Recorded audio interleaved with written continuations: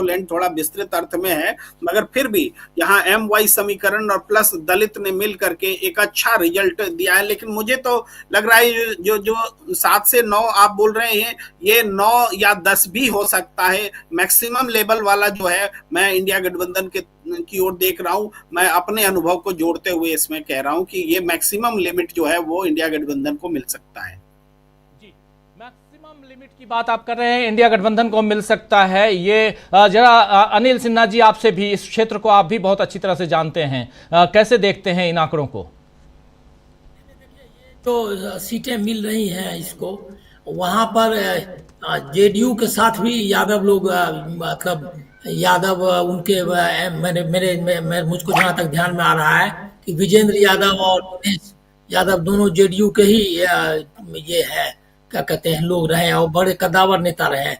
लेकिन इसके बाद भी अगर ये टूट रहा है तो इसका अर्थ है कि यादव का तो वोट मिला ही है, साथ में ये ईबीसी का इलाका है, वहाँ सबसे जो ये मतलब छोटी छोटी जातियां हैं अलग अलग किस्मों की, वो जातियां बड़ी संख्या में है, और उसमें एक ये फैक्टर भी था।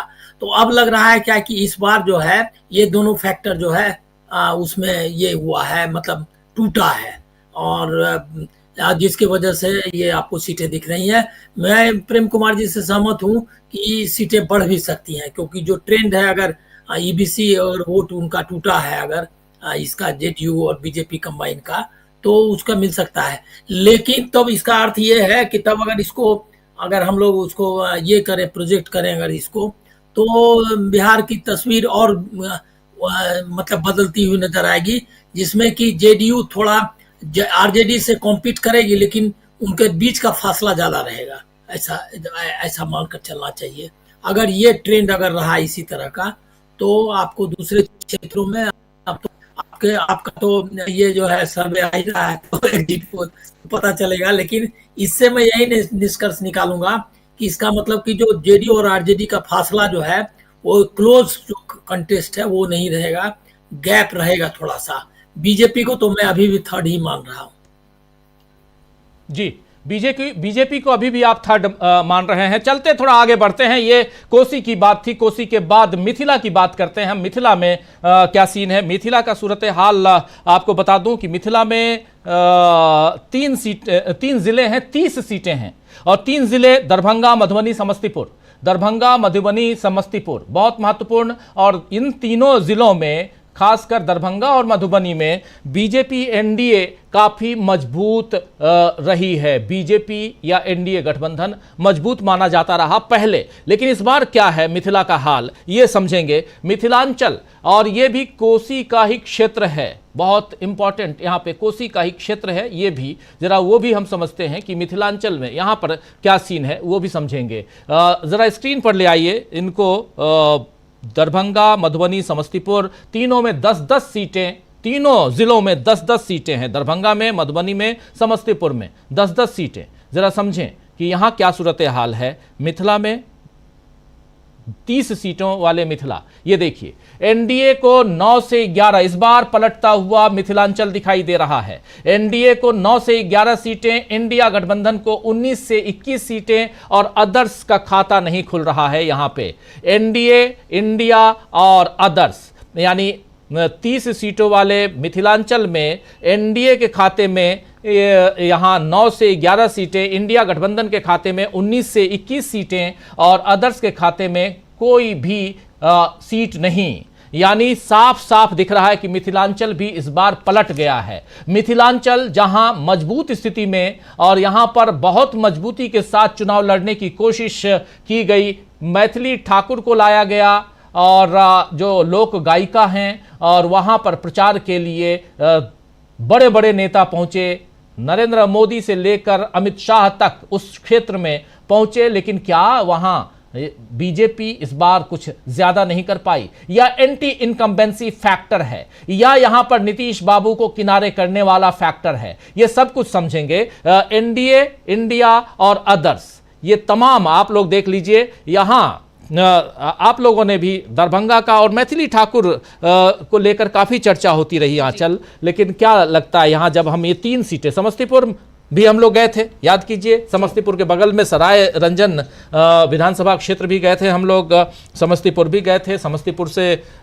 फिर उसके बाद इधर की बात करें हम दरभंगा और मधुबनी, वहाँ भी गए थे। दरभंगा क्षेत्र में भी हम लोगों ने काफ़ी लोगों से बातचीत की थी। क्या कुछ आप देखती हैं इन आंकड़ों पे? जो भी राजीव जी अभी आंकड़े नजर आ रहे थे, उनके हिसाब से अगर देखा जाए तो एनडीए को काफी उम्मीद थी पहले कि हाँ मधुबनी और दरभंगा जो है वहां से काफी उम्मीद थी कि यहाँ पर हमारी जो पैठ है वो और ज्यादा मजबूत हो सकती है। पिछली बार जो आंकड़े निकलकर सामने आए थे, जितनी भी सीटों पर एनडीए जीती थी, उनको उम्मीद थी कि इस बार जो जीत है वो बढ़ जाएगी। लेकिन जिस तरीके के आंकड़े निकलकर सामने आ रहे हैं वो बीजेपी को बड़ा झटका देते हैं, यानी कि पूरे एनडीए को बड़ा झटका देते हैं। देखा जाए तो हमने जितने भी लोगों से बात करने की कोशिश की, चाहे वो समस्तीपुर हो, मधुबनी हो, चाहे दरभंगा हो, तो वहां पर लोग अपने मुद्दों पर चुनाव लड़ रहे थे। उनका कहना यही था कि हम वोट उन्हीं को देंगे जो हमारे लिए काम करेगा। और भी उनके कई मुद्दे थे, चाहे वो विकास की बात हो, चाहे वो युवाओं को रोजगार देने की बात हो, पलायन का मुद्दा हो। इसके अलावा भी जंगल राज का मुद्दा भी काफी सुर्खियों में रहा था बिहार चुनाव में। जितने भी लोगों से हमने बात की, उनको यही लगता था कि अभी जो शासन चलाया जा रहा है नीतीश कुमार के जरिए, कहीं ना कहीं उसमें शिक्षा का स्तर जो है वो लगातार गिरता जा रहा है। जो जंगल राज है वो लालू राज को जंगल राज बताया जाता था नीतीश कुमार की तरफ से, लेकिन इस बार जो जनता का कहना था वो ये था कि आप देखिए कि कितनी घटनाएं लगातार जो बढ़ती जा रही हैं, आपराधिक घटनाएं निकलकर सामने आ रही हैं। लड़कियां जो है वो सेफ नहीं है बिहार में, तो इस तरीके की कई घटनाएं थी जो लगातार सामने आई। तो लोगों का कहना यह था कि जंगल राज लालू राज में नहीं था, बल्कि नीतीश राज में जंगल राज देखने को मिल रहा है। इस तरीके के कई मुद्दे थे। वहीं किसानों की बात की जाए तो किसानों के भी अपने अपने मुद्दे थे। कोई बाढ़ से पीड़ित था जिसकी वजह से किसानी नहीं कर पा रहे थे, और जितने भी लागत उनकी लगती थी उतना भुगतान उनको नहीं मिल पाता था। ये बहुत बड़ा मुद्दा था। तो इस बार जो है जनता ने मन बना लिया कि उन्हें बदलाव चाहिए, और उसका जो असर है, जनता के मुद्दों का असर कहीं ना कहीं अब नतीजों में भी देखने को मिल रहा है। बिल्कुल। आराधना, आप कैसे देखती हैं?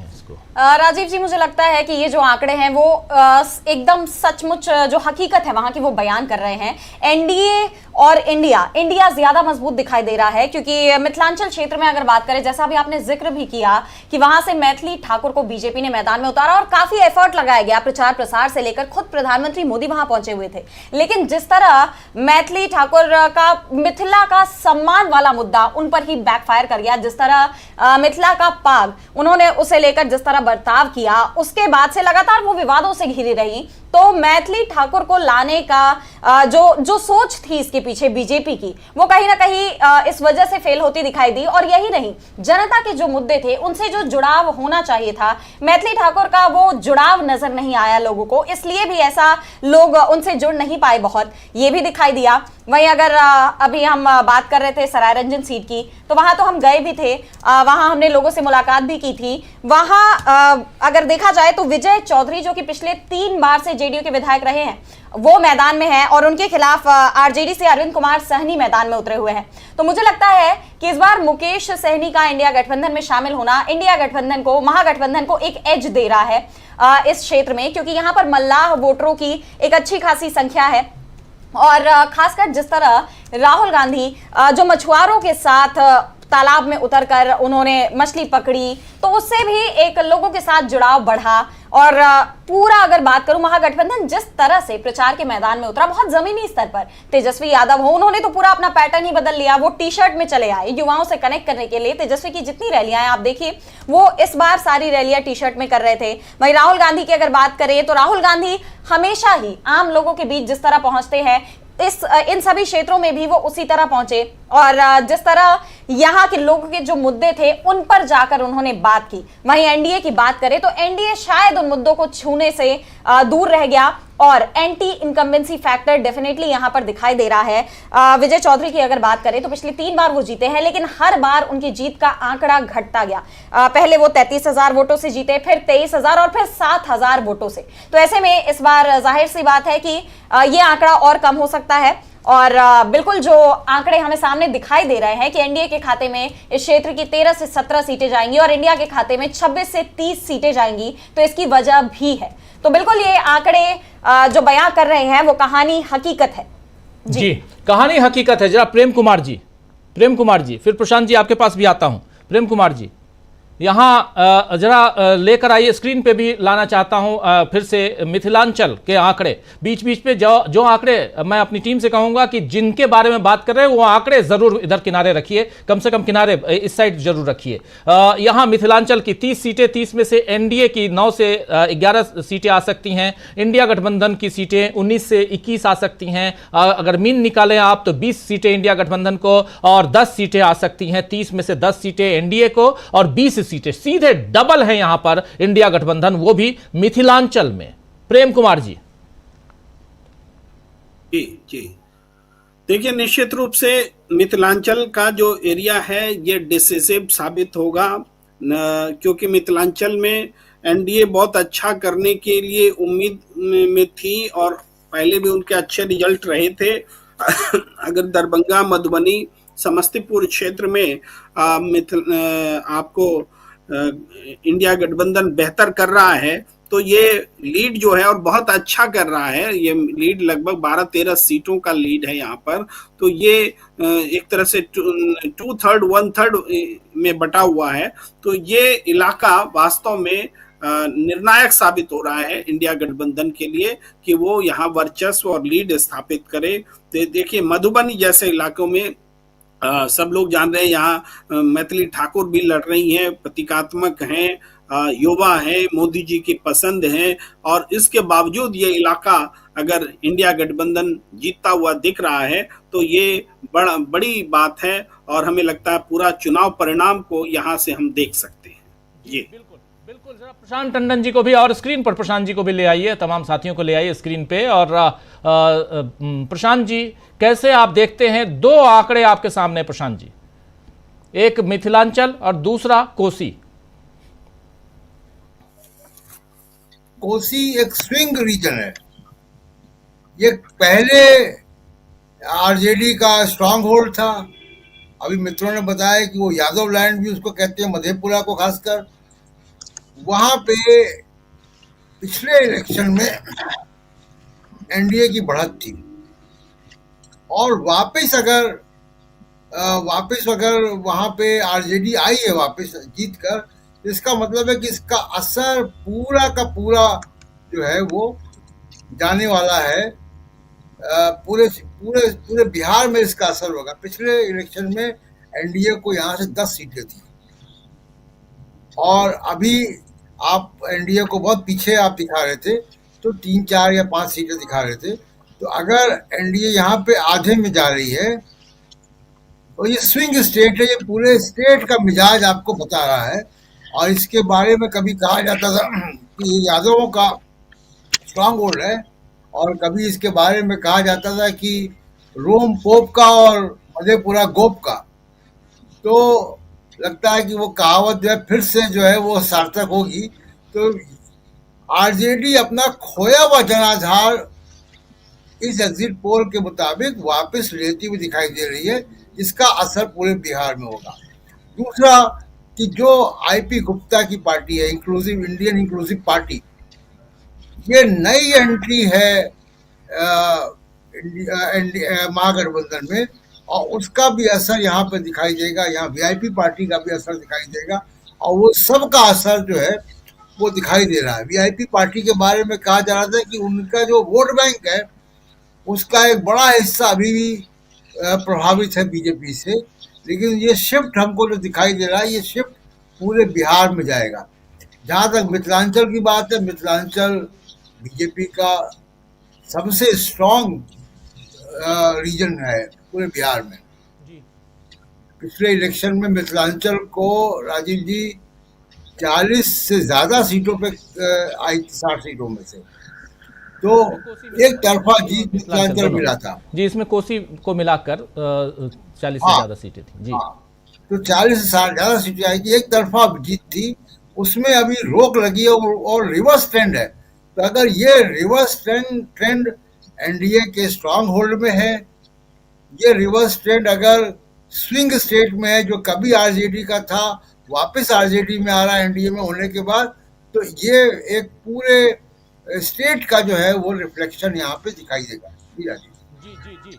अब जरा मगध पे आना चाहते हैं हम, और मगध क्षेत्र जो है उसमें 7 जिले हैं, 47 सीटें हैं मगध में, 47 सीटें 47 सीट्स और 7 जिले। और ये 7 जिले कौन कौन से हैं मैं बता दूं ज़रा। 7 जिलों में हैं, यहाँ पटना है, गया है, नालंदा, जहानाबाद, नवादा, औरंगाबाद और अरवल, ये आते हैं 7 जिले। 47 सीटें। हमारे साथ 3 और साथी जुड़ गए हैं, शकील अख्तर जी, विजय शुक्ला जी CEO हैं इलेक्ट्लाइन के जिन्होंने इस सर्वे को किया है, और सुनील शुक्ला जी हमारे साथ जुड़े हुए। सुनील जी का वीडियो शायद थोड़ा डाउन है, वो दिख रहा है, कोशिश करेंगे उनसे बात करने की। लेकिन हम जरा मगध क्षेत्र को, विजय शुक्ला जी आपसे भी बहुत सारे सवाल करने हैं, सैंपल साइज से लेकर तमाम बातें आपसे पूछनी है, ताकि विश्वसनीयता तो कम से कम पता चले कि कैसे क्या सर्वे आपने किया है, ये सब आपसे जानेंगे। लेकिन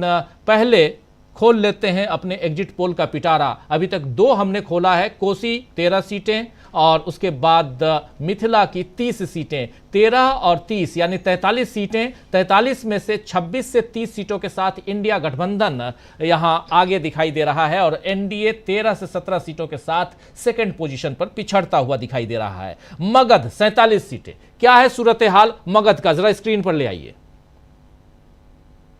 देखिए, मगध बराबरी का नहीं, बल्कि यहां पर मगध में एनडीए आगे है, इंडिया पीछे है। मगध में ये एक कहें तो नालंदा, जहानाबाद, नवादा, ये एरिया, पटना गया, ये नीतीश कुमार का गढ़ भी माना जाता है, और नालंदा तो घर ही है नीतीश कुमार का। उस हिसाब से एनडीए 24 से 26 सीटें, इंडिया यहां मजबूत फाइट देता हुआ 20 से 22 सीटें, और यहां अदर्स के खाते में भी 0 से 2 सीटें आती हुई दिखाई दे रही हैं। अब अगर सीधे सीधे सीटों पे चलें तो 24 से 26 सीटें यहां पर एनडीए को, और यानी 25 सीटें आ सकती हैं एनडीए को, इंडिया गठबंधन को 21 सीट आ सकती है, और यहां अदर्स के खाते में 1 सीट जा सकती है। मीन मैं बता रहा हूं ओवरऑल, लेकिन मिनिमम और मैक्सिमम की बात करें तो एनडीए को मिनिमम 24 सीटें मिलती हुई दिखाई दे रही हैं, और मैक्सिमम 26 सीटें आ सकती हैं। इंडिया गठबंधन को मिनिमम 20,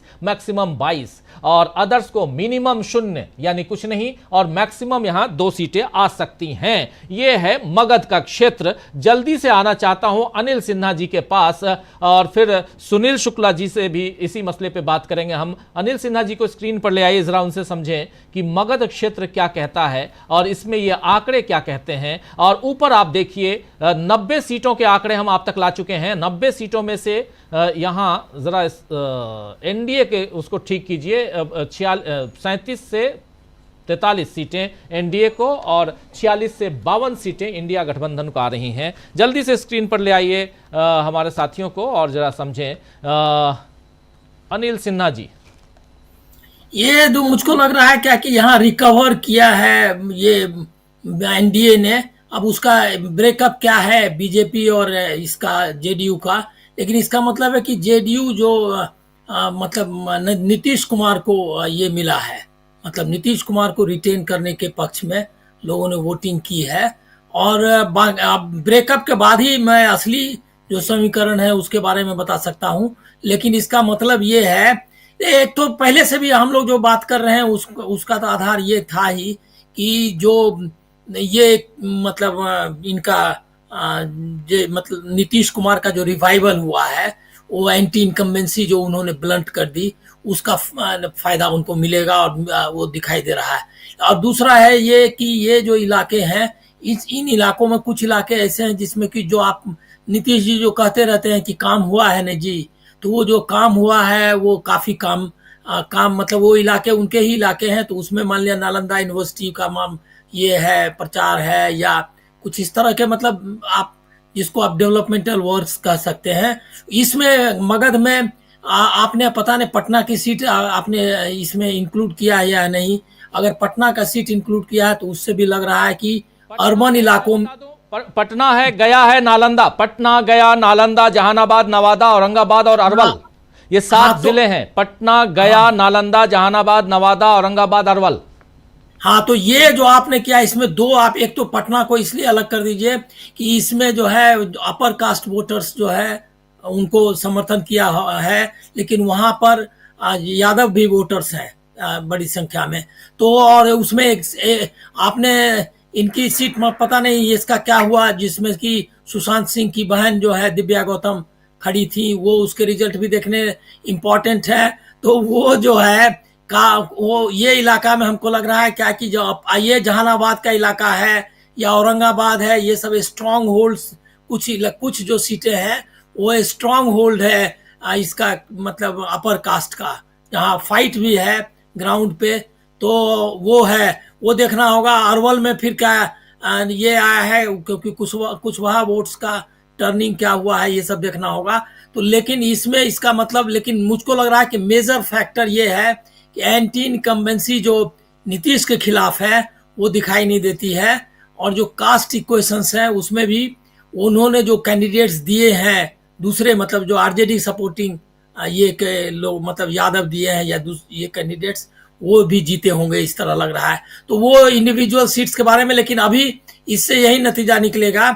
मेरा मतलब इसमें मैं एक चीज जरूर कह सकता हूं कि बीजेपी ने जो कहता है कि उसकी गाड़ी जो है एनडीए की गाड़ी आगे बढ़ाने में बहुत मिनिमम उनकी मदद रही होगी, ऐसा मेरा मतलब अभी तक मानना है। वो डिटेल्स आने के बाद ही मैं उस पर कमेंट कर पाऊँ। डिटेल्स भी हम देंगे कि कहाँ कितनी सीटें किसके खाते में जा रही हैं इन एरियाज में, लेकिन अभी आपको हम बता रहे हैं फुल क्योंकि वो पूरा डिटेल देने में काफ़ी समय लग जाएगा। एनडीए 24 से 26 सीटें और इंडिया गठबंधन 20 से 22 सीटें, अदर्स के खाते में 0 से 2 सीटें आ सकती हैं। मगध की 47 सीटें, 47 सीटों का सूरत हाल एग्जिट पोल में, हमारे एग्जिट पोल में, इलेक्ट लाइन और डीबी लाइव के एग्जिट पोल में ये आपको हम आपके सामने रख रहे हैं। जरा जल्दी से इसी मसले पे बात करेंगे, इन आंकड़ों पे बात करेंगे सुनील शुक्ला जी से। सुनील जी, इसको आप कैसे देख रहे हैं इन मगध के इस क्षेत्र को?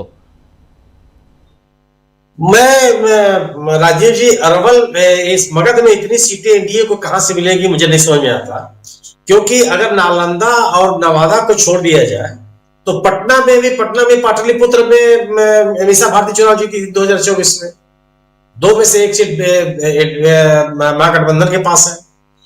औरंगाबाद में 1 भी सीट नहीं है एनडीए के पास। अरवल की 2 सीटें हैं, दोनों में भी एनडीए नहीं है। वहां जहानाबाद के इलाके में जबरदस्त तरीके से महागठबंधन की मौजूदगी है। गया में जो है वो मांझी जी के कारण से, लेकिन मांझी जी भी बहुत पहली बार चुनाव जीते हैं पिछली बार में। तो इतना एनडीए को कैसे कहां से मिला, केवल नालंदा और नवादा के बूते, ये बात तो मुझे समझ में नहीं आती। वजह इसका मैं मानता हूं कि जो इंडिया गठबंधन का मतदाता वर्ग है उसमें कोई बिखराव में नहीं पाता। मैं कम से कम औरंगाबाद में गया, अरवल में घूम के आया, पटना को ही मैंने देखा। तो ये निश्चित रूप से हो सकता है कि गया में और पटना में स्थिति बेहतर हो जाए। जैसे कि जब अनिल जी ने कहा कि दिव्या भारती की सीट, बहुत जबरदस्त लड़ाई है उसकी। जिससे स्थानीय लोगों से बात कीजिए, कोई नहीं कहता कि वो रेस के बाहर है या उसके खिलाफ कोई नकारात्मक माहौल है वहां। जबकि दूसरी तरफ एनडीए के मतदाताओं में बिखराव है। आपस में राजनीतिक दल के कार्यकर्ता एक दूसरे के साथ नहीं दिखाई पड़ते भले, और ये दोनों दलों के बीच में इस तरह की टकरार बाकायदे आपको दिखाई पड़ेगी, सड़क पर दिखाई पड़ा, पूरे चुनाव प्रचार अभियान के दौरान दिखाई पड़ा। अगर ये वापसी होती है जो आप बता रहे हैं, तो ये बस नीतीश कुमार ने अपने इन इलाके में जो उनका एंटी इनकम्बेंसी का असर हो सकता था उसको नियंत्रित किया। हालांकि नीतीश कुमार को लेकर के कोई बहुत वोकल विरोध मैंने भी महसूस नहीं किया, लेकिन भारतीय जनता पार्टी को लेकर कोई लगाव भी नहीं दिखाई पड़ा। तो नालंदा और नवादा को अगर मान भी आप लीजिए, तो बाकी जिलों में कहां से इतनी सीटें उनको मिल जाएंगी, और कितनी सीटें हैं नालंदा और नवादा? वो स्थिति तो नहीं, ये जरूर है कि दोनों जिलों में नीतीश कुमार जी की लोकप्रियता है, उनका जन समर्थन है, लेकिन इतनी सीटें एनडीए जीत जाएगा मुझे नहीं लगता, क्योंकि अन्य जिलों में एनडीए का विरोध है और इंडिया आरजेडी या इंडिया दल समूह के जो तीनों दल हैं उनकी जबरदस्त मौजूदगी है। आप कांग्रेस के बारे में अगर आप कहिए, कांग्रेस की अच्छी खासी मौजूदगी है औरंगाबाद में, और लगभग सभी सीटों पे वो जीत हार को प्रभावित करते हैं। जहानाबाद में का इलाका जो है वह माले का अच्छा खासा असर है, और माले ने कम से कम ये जो पिछड़ा वर्ग के लोग हैं, दलित वर्ग के लोग हैं, उनको बहुत एकत्रित किया हुआ है और इन्हीं बड़ी जातियों के खिलाफ उनका संघर्ष है। तो आपको अरवल की सीट है, हालांकि अरवल में 2 ही सीटें हैं, अरवल और कुर्ता, उन दोनों सीटों पर महागठबंधन काबिज है और मजबूती के साथ काबिज है। तो मैं इस नतीजे से मैं सहमत नहीं। अगर लेकिन होता है तो यही सही है कि नीतीश कुमार अपने खिलाफ जो उनका एक माहौल है वो उसको उन्होंने नियंत्रित किया। इसके अलावा कोई तर्क या कोई लॉजिक मुझे नहीं समझ में आता इस इलाके जी चलिए बात करेंगे उस लॉजिक पे भी जब विजय शुक्ला जी के पास हम आएंगे तो। और इन आंकड़ों को हम समझने की कोशिश कर रहे हैं। हमारे तमाम साथी देखिए इस वक्त मौजूद हैं, प्रेम कुमार जी, सुनील शुक्ला जी, अनिल सिन्हा जी, डॉक्टर राकेश पाठक जी, शकील अख्तर जी, प्रशांत टंडन जी और विजय जी, और इधर स्टूडियो में हमारी 2 सहयोगी आराधना और आंचल, आप तमाम साथी हमारे साथ मौजूद हैं। और ज़रा आगे बढ़ते हैं जल्दी जल्दी, फिर फुल आंकड़े पे आएंगे। थोड़ा चर्चा शकील अख्तर जी के पास भी आता हूं, उनसे भी करेंगे, लेकिन शकील जी के पास आने से पहले तिरहुत की तरफ चलते हैं। तिरहुत सबसे ज़्यादा 50 सीटें हैं तिरहुत में। 50 सीटें कैसे हैं ये भी बता दूं और कौन कौन से ज़िले हैं तिरहुत में। पश्चिमी चंपारण, जो पहले बेतिया,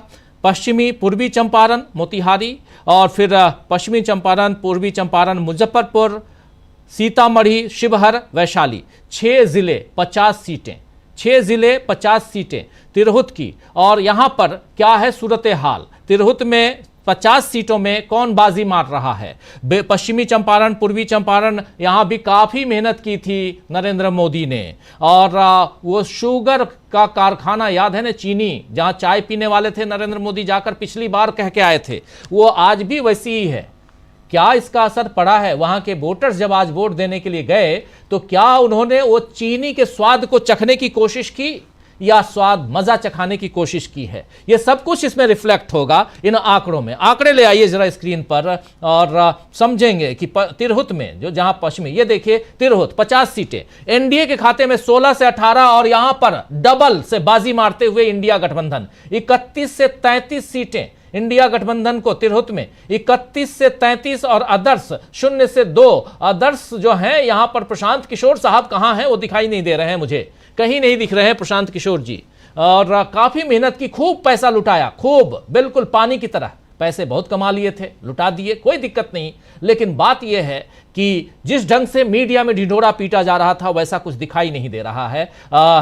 तिरहुत और जिसमें पश्चिमी चंपारण, पूर्वी चंपारण, मुजफ्फरपुर, सीतामढ़ी, शिवहर और वैशाली।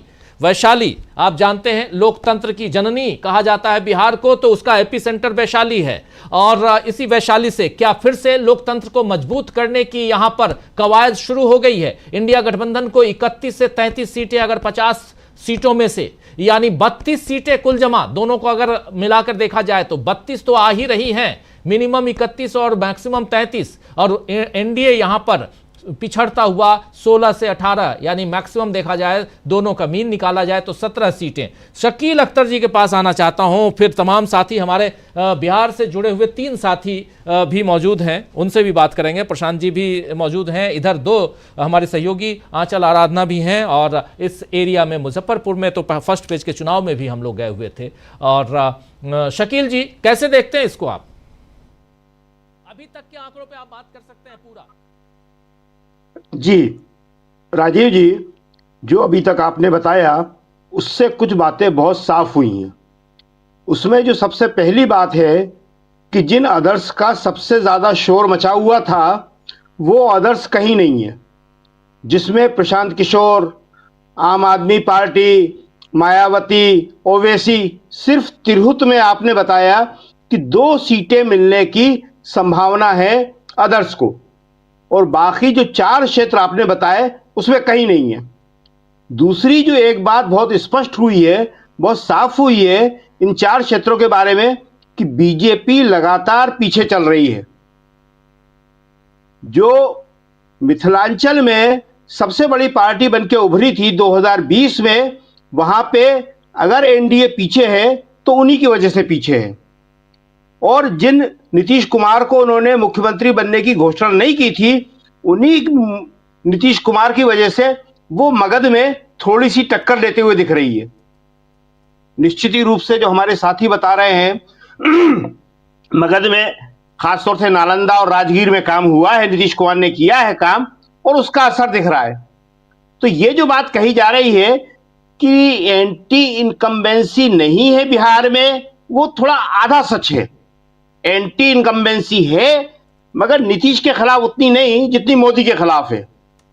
मोदी के खिलाफ केंद्र सरकार की 11 साल की सरकार के खिलाफ वहां जबरदस्त एंटी इनकम्बेंसी दिख रही है और यही वजह है कि वहां मोदी या बीजेपी लगातार पीछे दिख रही है।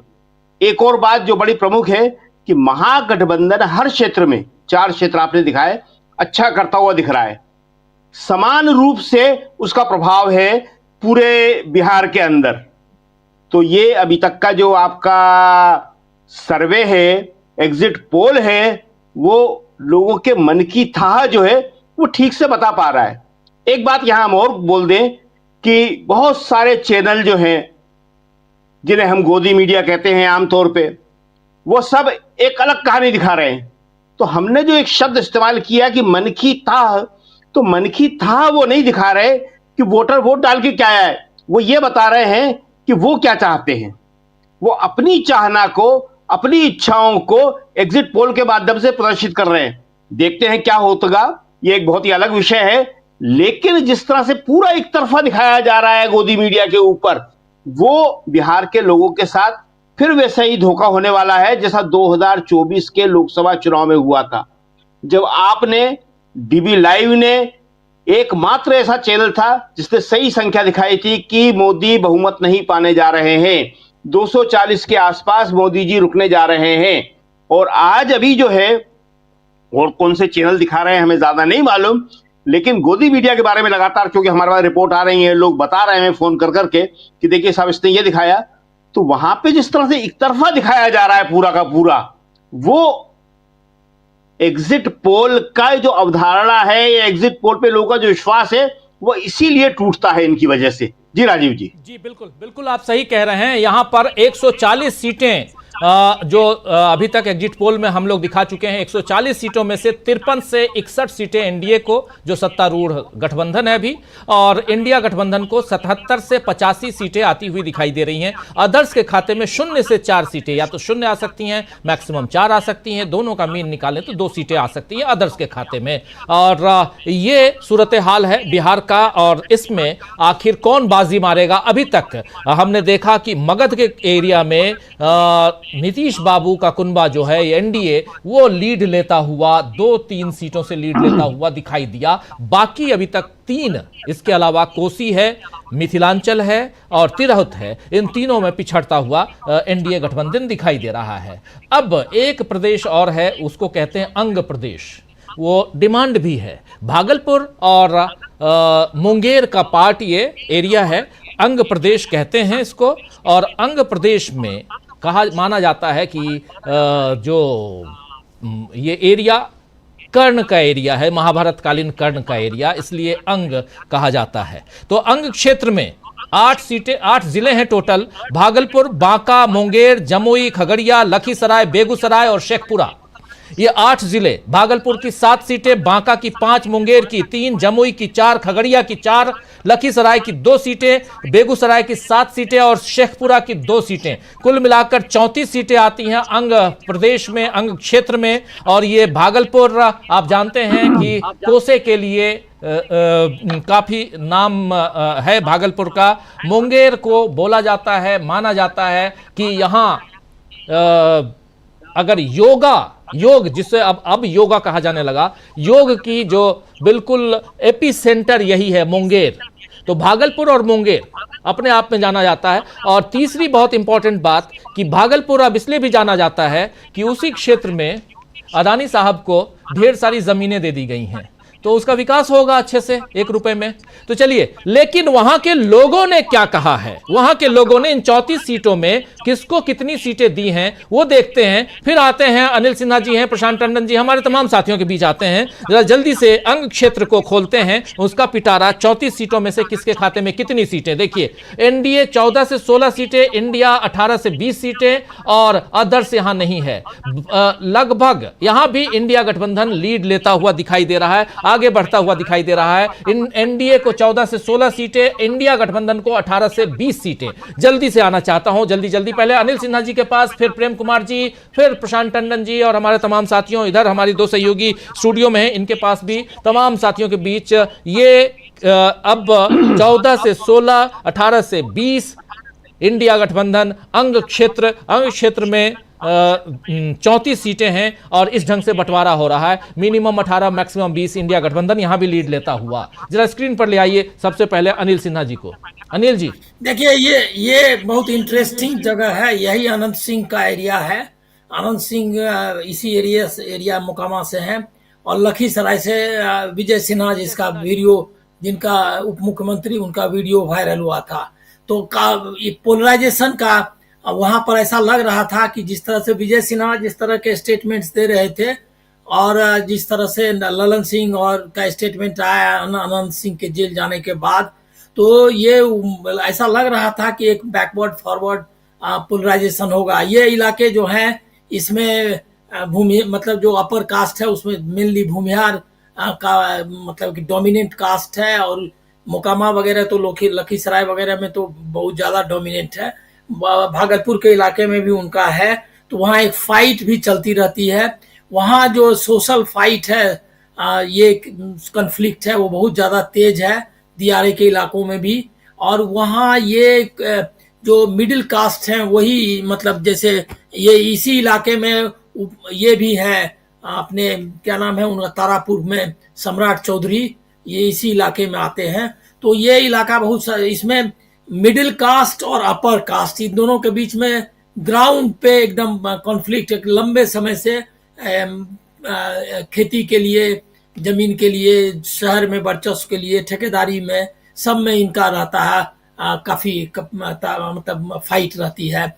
इसी क्षेत्र में थोड़ा सा एलजेपी का भी प्रभाव है। रामविलास पासवान खगड़िया वाले इलाके में वो जो है उनका जो अलौली, और ये अलौली से ही आते थे, बकरी इलाके से। तो ये सारा इलाका जो है ये बहुत कॉम्प्लेक्स था। इसमें अब लग रहा है कि पोलराइजेशन जरूर हुआ जिसकी वजह से ये सीटें लूज की है एनडीए ने। और अब अभी देखना है कि इंडिविजुअल डिस्ट्रिक्ट्स की क्या स्थिति है। विजय सिन्हा का क्या हुआ, अनंत सिंह का क्या हुआ, सम्राट चौधरी का क्या हुआ, क्योंकि सम्राट चौधरी भी दिक्कत में है। तो वहां इसका मतलब कि वहां लेकिन जो भी उसमें इससे पता चलेगा सम्राट चौधरी और विजय सिन्हा इनकी सीटों से आपको ये इंडिकेटर समझ में आया कि बीजेपी का कितना बचा, मतलब उसने अपनी कितनी इज्जत बचाई है। ये समझिए कि इसका संकेत वहीं से मिलेगा, क्योंकि ये दोनों उनके स्टालवार्ट जो हैं। सम्राट चौधरी को तो उन्होंने एक तरह से बड़ा आदमी बनाएंगे, मतलब कि चीफ मिनिस्टर बनाएंगे, ऐसा इंडिकेट किया था अमित शाह जी ने। तो वो क्या हुआ, लोगों ने इसको एक्सेप्ट किया क्या, तो वो देखना होगा। तो ये बहुत क्रूशियल है। लेकिन इससे पोलराइजेशन जो है क्लियर है। दूसरा है क्या, जो वोट जो है तो मुसलमानों का वोट है वो, और यादव वोट के बारे में मैंने पता किया था। मुंगेर यादवों का अच्छा स्ट्रॉन्ग होल्ड है। तो लोगों ने मुझको बताया था कि पिछले बार 30% यादव जो है वो वोट किया था बीजेपी के पक्ष में, मतलब मुंगेर के बारे में लोग बता रहे थे। तो इस बार उनका कहना था कि 90 से 95% जो है वोट जो है गया है इसको क्या मतलब महागठबंधन को। तो ये पोलराइजेशन वहां पर जो फैक्टर है वो काम किया है इन इलाकों में। और सब एक दूसरे से जुड़े हुए इलाके हैं, मतलब सब गंगा की खेती और गंगा का समझिए जो वायलेंस है दियारे में, वो सबसे जुड़ा हुआ है। और मुंगेर तो आप जानते ही हैं कि उसको मतलब बंदूक मतलब सप्लाई के लिए बहुत फेमस रहा है। तो ये वायलेंस और कास्ट कॉन्फ्लिक्ट ये सब वाला इलाका है। इसमें इसका मतलब कि इनकी चली नहीं बीजेपी की कम से कम। और जो बचा है उसके लिए मैं तो अभी तक तो मेरा यही अंदाजा है कि जेडीयू ने जो है एनडीए की साख बचा ली है। जेडीयू ने एनडीए की साख बचा ली है, आप सही कह रहे हैं, यहां पर साफ दिखाई दे रहा है। जल्दी से जरा आना चाहता हूं प्रशांत जी, लखीसराय में हम लोग थे, रात को न्यूज पॉइंट भी हम लोगों ने वहीं से किया था। कुछ लड़के आ गए थे थोड़ा हुड़दंगी टाइप से, हुड़दंग करने के लिए, और लखीसराय जो है वो विजय कुमार सिन्हा का क्षेत्र कहलाता है, और वहां का सूरत हाल हम लोग देख के आए थे। और इसी अंग क्षेत्र में लखीसराय भी आता है, मुंगेर भी आता है, भागलपुर, बेगूसराय, ये तमाम आते हैं, सब हमने इसका जिक्र किया भी है। और ये देख रहे हैं आप और जो नतीजे आएंगे वो तो अपनी जगह पे, लेकिन जो अपना एग्जिट पोल है वो महागठबंधन को 18 से 20 सीटें और एनडीए को 14 से 16 सीटें दे रहा है अपना एग्जिट पोल। क्या कहेंगे इस पे प्रशांत जी? आपने तिरहुत का दिखाया, तिरहुत में एनडीए का क्लीन स्वीप था 2020 में जी, और वहां पे अगर एनडीए रिटेन नहीं कर पा रहा है और रिवर्सल है, वहां पे उल्टा रिजल्ट आ रहा है इस बार, तो इसका मतलब है कि पूरे बिहार में जो स्थिति है वो बड़ी एनडीए की जो है वो खराब होने जा रही है। दूसरा एक जो समझ में आ रहा है जो चीजें, हालांकि आप स्प्लिट करके नहीं बता रहे हो, लेकिन जो कहानी समझ में आ रही है वो कहानी ये है कि नीतीश कुमार शायद अपनी इज्जत बचा लेंगे, नीतीश कुमार का पॉलिटिकल सर्वाइवल जो है वो बचा रहेगा। बीजेपी के लिए मुश्किल होगी, बीजेपी का वहां पे वैसे भी कोई ऐसा जनाधार वाला नेता नहीं है, वो नीतीश कुमार के ही पीछे चुनाव लड़ते थे, लेकिन वो नीतीश कुमार को अगर कैंडिडेट बनाते वो तो शायद स्थिति बेहतर होती। नीतीश कुमार का पॉलिटिकल वजूद जो है वो इस चुनाव में खत्म नहीं होने जा रहा है, वो पॉलिटिक्स में रहेंगे बिहार की राजनीति में, लेकिन सत्ता से बाहर हो रहे हैं ये समझ में आ रहा है। जी, सत्ता से बाहर हो रहे हैं। अभी तक देखिए, अभी मात्र 2 और क्षेत्र बचे हुए हैं, एक शाहाबाद जो भोजपुर का एरिया है वो, और दूसरा जो है वो सीमांचल। इन दोनों क्षेत्र में भी हम लोग गए थे, दोनों को भी अच्छे से हम अभी समझेंगे, लेकिन उससे पहले अभी तक के जो आंकड़े आए हैं, 174 सीटें, जिसमें एनडीए को 67 यानी 67 से 77 और इंडिया गठबंधन को 95 से 105 सीटें, अदर्स के खाते में 0 से 4 सीटें आ सकती हैं। जरा जल्दी से आना चाहता हूं इधर सुनील शुक्ला जी आपके पास, फिर प्रेम कुमार जी आपके पास भी आता हूं। सुनील जी, इन आंकड़ों को और खासकर जो ये एरिया है, खासकर अंग प्रदेश, अंग क्षेत्र का, उस पे आपका कमेंट।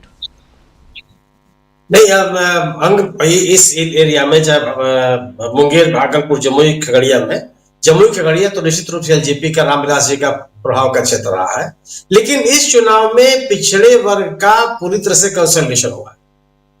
जो बिखराव 2020 के चुनाव में दिखाई पड़ा था वो नहीं है, और एलजेपी को लेकर के जो लोगों के मन में नाराजगी भी है 2020 के चुनाव को देखकर। यहां पे भी जो जनता दल यूनाइटेड का कोर वोटर है वह एलजेपी के साथ दिखा नहीं, वह उसके मन में एक तरह की नाराजगी थी। और अनंत सिंह की घटना ने भी पिछड़े वर्ग के लोगों को यूनाइट किया है। तो अगर ये परिणाम आता, निश्चित रूप से ये इलाका भी एनडीए के असर का क्षेत्र रहा है, लेकिन अगर ये परिणाम आता है तो किसी को आश्चर्य नहीं होना चाहिए। यह जरूर है कि भारतीय जनता पार्टी का अगर किसी भी क्षेत्र में जाइए तो उस तरह का आकर्षण नहीं रहा। जो पूरा का पूरा चुनाव एनडीए का नीतीश कुमार के ही इर्द गिर्द है। नीतीश कुमार को मुख्यमंत्री का चेहरा न बना करके भारतीय जनता पार्टी ने एक बहुत बड़ा जोखिम मोल लिया, और इसका असर इन सभी क्षेत्रों में दिखाई पड़ रहा है जिन क्षेत्रों में 2020 के चुनाव में एनडीए को क्लीन स्वीप हुई थी। चेहरा नीतीश कुमार ही है, और ये स्वीकार किया जाना चाहिए कि जिस तरह का एंटी इनकम्बेंसी की बात सोची जा रही थी उनके खिलाफ, वो नहीं है। युवाओं में थोड़ा आक्रोश है उनको लेकर के, लेकिन बड़े पैमाने पर नहीं। लोग उनके खिलाफ मुखर होकर के बोलते हुए नहीं दिखाई पड़ते, लेकिन उनका जो मतदाता वर्ग है उसमें बिखरा हुआ है, और वह अपने एबीसी के मतदाताओं को, या जो पिछड़े वर्ग का एक वर्ग जो मतदान किया था एनडीए को, उसको अपने साथ बचाए नहीं रखा है। तो ये संभव है कि आंध्र प्रदेश में जो आप आंकड़ा बता रहे हैं वो इस तरह की वो स्थिति बने, इसी तरह के परिणाम सामने आवे। जी जी जी, क्या कहेंगे प्रेम कुमार जी आप इस पे? देखिए, खास करके जो अंग प्रदेश की आपने चर्चा की, इसका इस मायने में महत्व है कि यहाँ से लेफ्ट का परफॉर्मेंस, और इसके अलावा राहुल गांधी ने जो डुबकी लगाई और मुकेश सैनी का जो वोट इधर जुड़ा है, तो इस वजह से ये बेगूसराय, लखीसराय, मुंगेर, खगड़िया, इन सब इलाकों में ये वोट जो है ये भी इसमें जुड़ता हुआ दिखा है। अब जैसे बेगूसराय की बात करें तो इसमें लेफ्ट और कांग्रेस दोनों के लिए पूरी संभावना है। यहाँ अगर अच्छा परफॉर्मेंस दिख रहा है, इसका मतलब कांग्रेस भी अच्छा परफॉर्म कर रही है और लेफ्ट भी अच्छा परफॉर्म कर रहा है, ये हम मानते हैं। अगर कांग्रेस ने अच्छा परफॉर्म कर दिया तभी जाकर के महागठबंधन मजबूती से सरकार बनाएगी, ये भी तय बात है।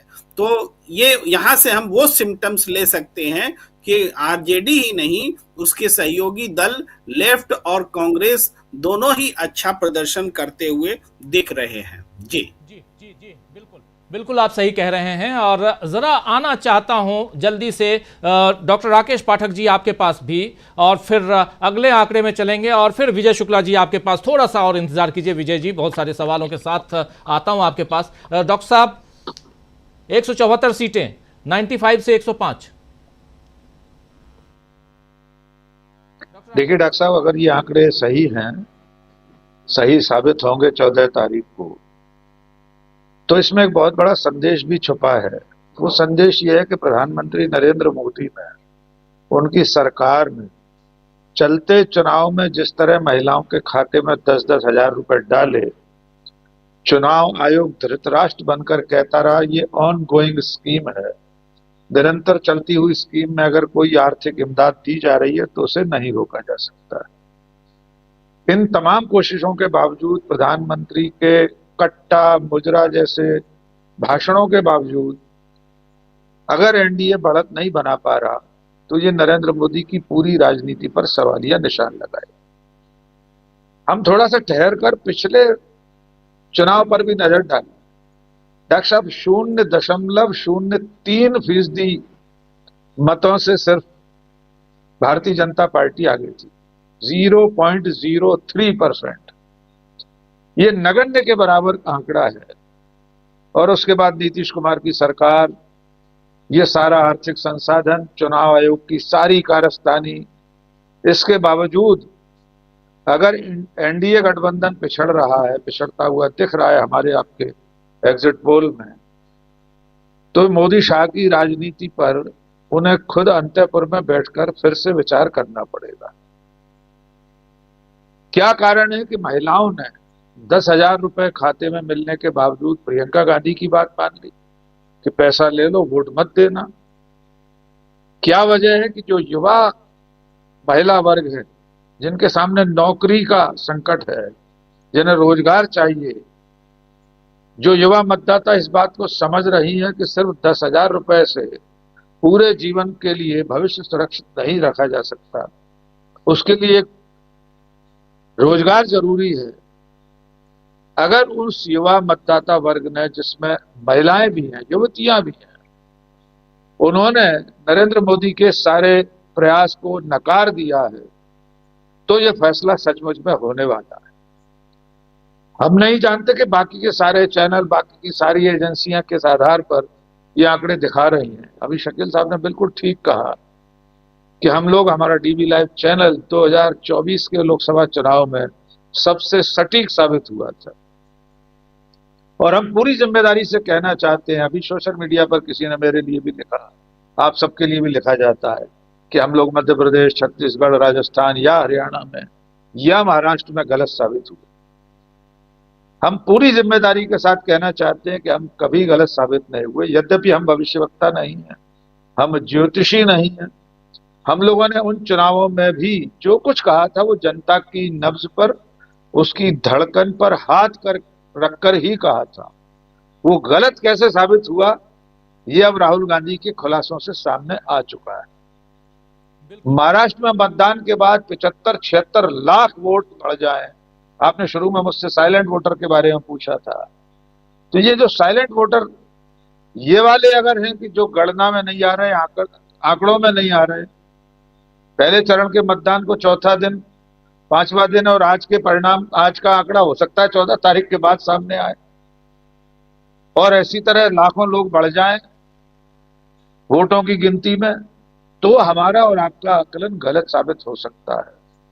तब भी हम अपनी गलती स्वीकार करने को तैयार नहीं है, क्योंकि हमने कोई भी बात अपने मन से नहीं कही थी। हमें किसी पार्टी, किसी गठबंधन से हींग नहीं बदलना, किसी से कोई लेना देना नहीं है। हमने वो कहा जो जनता ने कहा था, जनता ने संकेत दिए थे। और इस वक्त भी टीवी लाइव चैनल के हमारे एग्जिट पोल के आंकड़े अगर दूसरे तमाम ठकुर सुहाती वाले आंकड़ों से अलग हैं, तो इसके पीछे वही जिम्मेदारी का भाव है, जनता से बात करना, जमीन पर जाकर आकलन करना। हम नहीं जानते 14 तारीख को क्या होगा, लेकिन इसके बावजूद आप सब लोग फील्ड में गए, हजारों लाखों लोगों से बात की है, उसका नतीजा ये दिखाई दे रहा है। तो अब 14 तारीख का इंतजार करते हैं।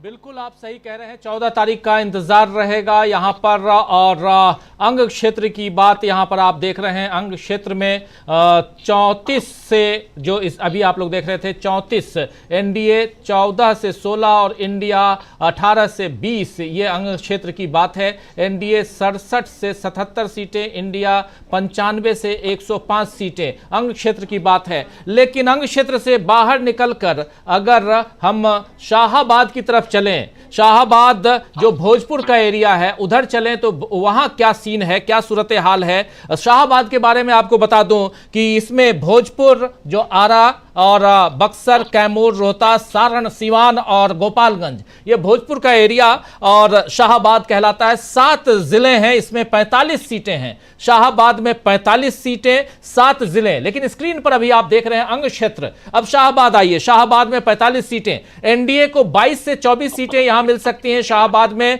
जो एरिया है ये भोजपुर है, बक्सर है, कैमूर, रोहतास, सारण, सिवान और गोपालगंज। 22 से 24 सीटें एनडीए को, और इंडिया गठबंधन को 20 से 22 सीटें। इंडिया गठबंधन को 20 से 22, यहां पर एनडीए थोड़ा सा 2 सीटों के साथ आगे दिखाई दे रहा है। एनडीए गठबंधन 2 सीटों के साथ शाहाबाद में आगे दिखाई दे रहा है, जहां 22 से 24 सीटें एनडीए को आ सकती हैं। इंडिया गठबंधन को 20 से 22 सीटें आ सकती हैं। अदर्स के खाते में 0 से 2 सीटें आ सकती हैं। यह सूरत हाल है शाहाबाद का। और यहां पर आप देखेंगे कि बहुत ही बिल्कुल 50-50 का मामला यहां पे है। 23 सीटें अगर ऐसे देखा जाए तो 23 सीटें एनडीए को और इंडिया गठबंधन को 21 सीटें, 2 अदर्स 0 भी या 2 मिनिमम अगर देखा जाए तो एक 219 सीटों के आंकड़े अपने आपके सामने हैं। कुल 219 सीटों में से 243 में से 219 सीटें और 229 सीटों में से 89 सीटें, जी हां 89 सीटें मिनिमम, मैक्सिमम 101 सीटें एनडीए को और इंडिया गठबंधन को 115 से 127 सीटें। यानी इस हिसाब से तीसरे, ये आखिरी, इसके बाद मिथिलांचल बचता है, मिथिलांचल की 24 सीटें बचती हैं, लेकिन उससे पहले 115, माफी चाहूंगा, सीमांचल की 24 सीटें बचती हैं। और यहां पर ऑलरेडी मैक्सिमम के हिसाब से देखा जाए तो इंडिया गठबंधन यहां सत्ता पर काबिज होते हुए दिखाई दे रहा है। अब ये आंकड़े कितना बढ़ते हैं ये देखना होगा, ये आंकड़े कितना बढ़कर जाते हैं। इंडिया गठबंधन, एनडीए